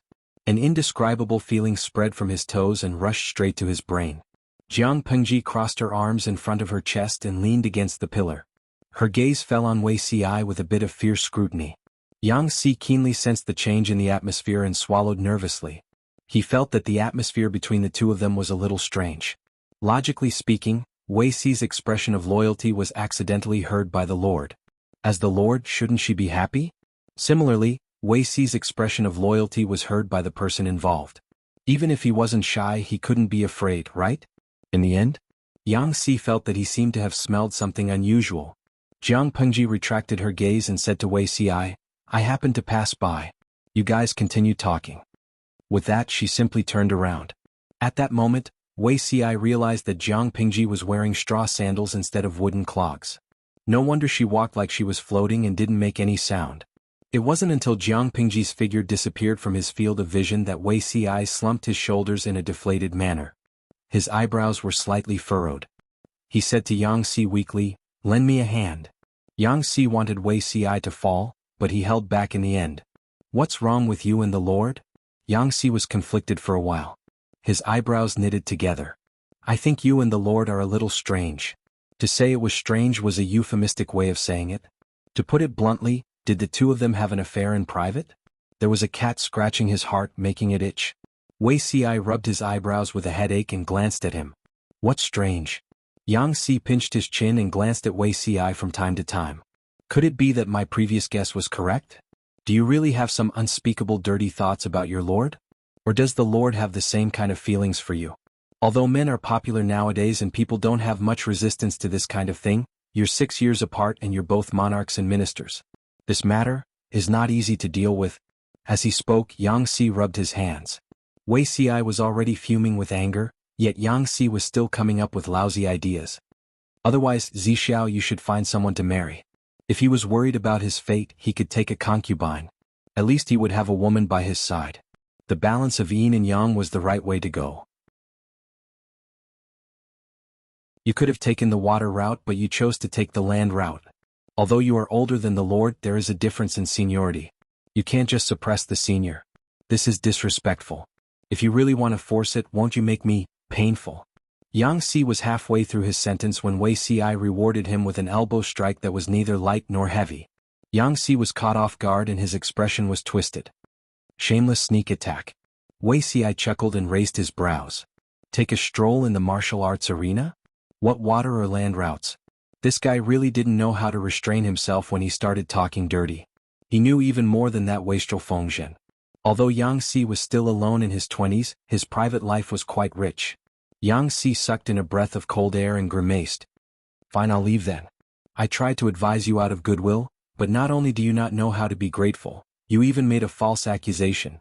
He had to teach Wei Si a lesson today.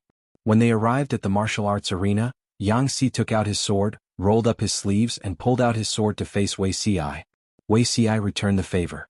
Not long after, Jiang Pingji received news that the two strategists were fighting at the martial arts arena. Not only was Jiang Pingji dumbfounded, but the audience in the streaming room was also confused. "Zhang Chenghua Yai, did I hear it wrong? Why did Yang Si and Wei Si fight? Aren't they literati? Mala flavor rabbit leg, #picknose. Who told you that literati can't fight? Do you think that the literati of this era are the same as the literati of China after the Song dynasty? They can't carry anything on their shoulders or lift anything with their hands. They have learned the 6 arts of a gentleman. Horse riding, archery and swordsmanship are also compulsory courses. Sauce-flavored chicken feet. I think you have some misunderstanding about literati. The literati of ancient times were basically proficient in both the pen and the sword. For example, my idol, Li Bai, was a genuine swordsmanship expert and the most respected in the martial arts world. Think about it, how chaotic the ancient society was. How could they not know how to fight when they could sneer and roam around outside? Otherwise, they would have been crushed to death long ago. Therefore, it's normal that Beauty Ci and the others know how to fight. Country bumpkin, I'm shivering. The person above, please don't mention it. When Li Bai is mentioned, I think of the fear of being dominated by Li Bai's green lotus sword. When we were pioneering, there were always 3 parallel swords. One explosion destroyed one group. Li Bai, the god, fought 25 of them without panting. Senzatsi Pingjian. No, you've all gone off topic, haven't you? Beauty Ci and Yang Si are fighting. Will they be alright? At this moment, the audience in the streaming room remembered the main point of the matter. They summoned Jiang Pingji to resolve the conflict between the two so that nothing bad would happen. Jiang Pingji had an indolent expression and rested her chin on her hand lazily. 2 rookies pecking at each other. What can happen? The 150,000 viewers were speechless. My lord, it hurts. Rookies? No, Wei Si and Yang Si had exchanged dozens of blows. Yang Si barely won by half a move. He liked to eat but did not like to exercise. Naturally, his swordsmanship was rusty. Even though Wei Si went easy on him like a flood, he was still exhausted and sweating profusely. After a round of fighting, he was panting like a dog. On the other hand, Wei Si's face was not red and his heart was not beating. No, who was the sickly one? Zhixiao, be honest. What's going on between you and the Lord? Wei Si put his sword back into its scabbard and said casually, What's going on between me and her? You're just being stubborn. Do you really think that my eyes are just for show? You're not the only smart person in this world. Everyone else's eyes are bright. Yang Si panted and suddenly recalled the conversation he had with Jiang Pingji that day. He said earnestly, It's best if there's nothing. The Lord is young and his temperament is not yet determined. If he gets involved with men out of curiosity, you'll be guilty. But I heard from the Lord that he seems to have a sweetheart. After Wei Si heard this, he froze on the spot. His feet seemed to be nailed to the ground and he could not move an inch. A sweetheart? Yang Si nagged and repeated Jiang Pingji's words that day. He hoped that he could use reality to extinguish the possible hidden dangers. Whether it was from the Lord's or Wei Si's point of view, it would be very dangerous if the two of them developed a relationship other than that of a ruler and a minister. Firstly, Wei Si was 6 years older. People would only say that the Lord was young and ignorant. Wei Si fawned on her and shamelessly seduced a young man. He was degenerate. The two of them could have been a ruler and a minister for a lifetime and become a legend. Why did they have to bear eternal infamy? Secondly, the Lord already had a girl he liked. If Wei Si could not stop now, he would not even be able to be a ruler and a minister in the future. Out of concern for his friend, Yang Si felt that it was better to nip the bud in the bud, regardless of whether the two of them had any signs of it. But why did it not have any effect? At first, Wei Si's face was still a little green. As Yang Si spoke, it gradually turned into embarrassment and a faint blush hung on his face. Yang Si was speechless. You're tuning in to the Han Li's Wuxia Adventures YouTube channel. We're so grateful for your support and don't forget to subscribe to join us on this incredible journey through captivating stories. Your generosity through donations truly makes a world of difference, as it's the primary source of revenue that allows me to expand and enhance this channel for you. Thank you from the bottom of my heart for being a part of this adventure.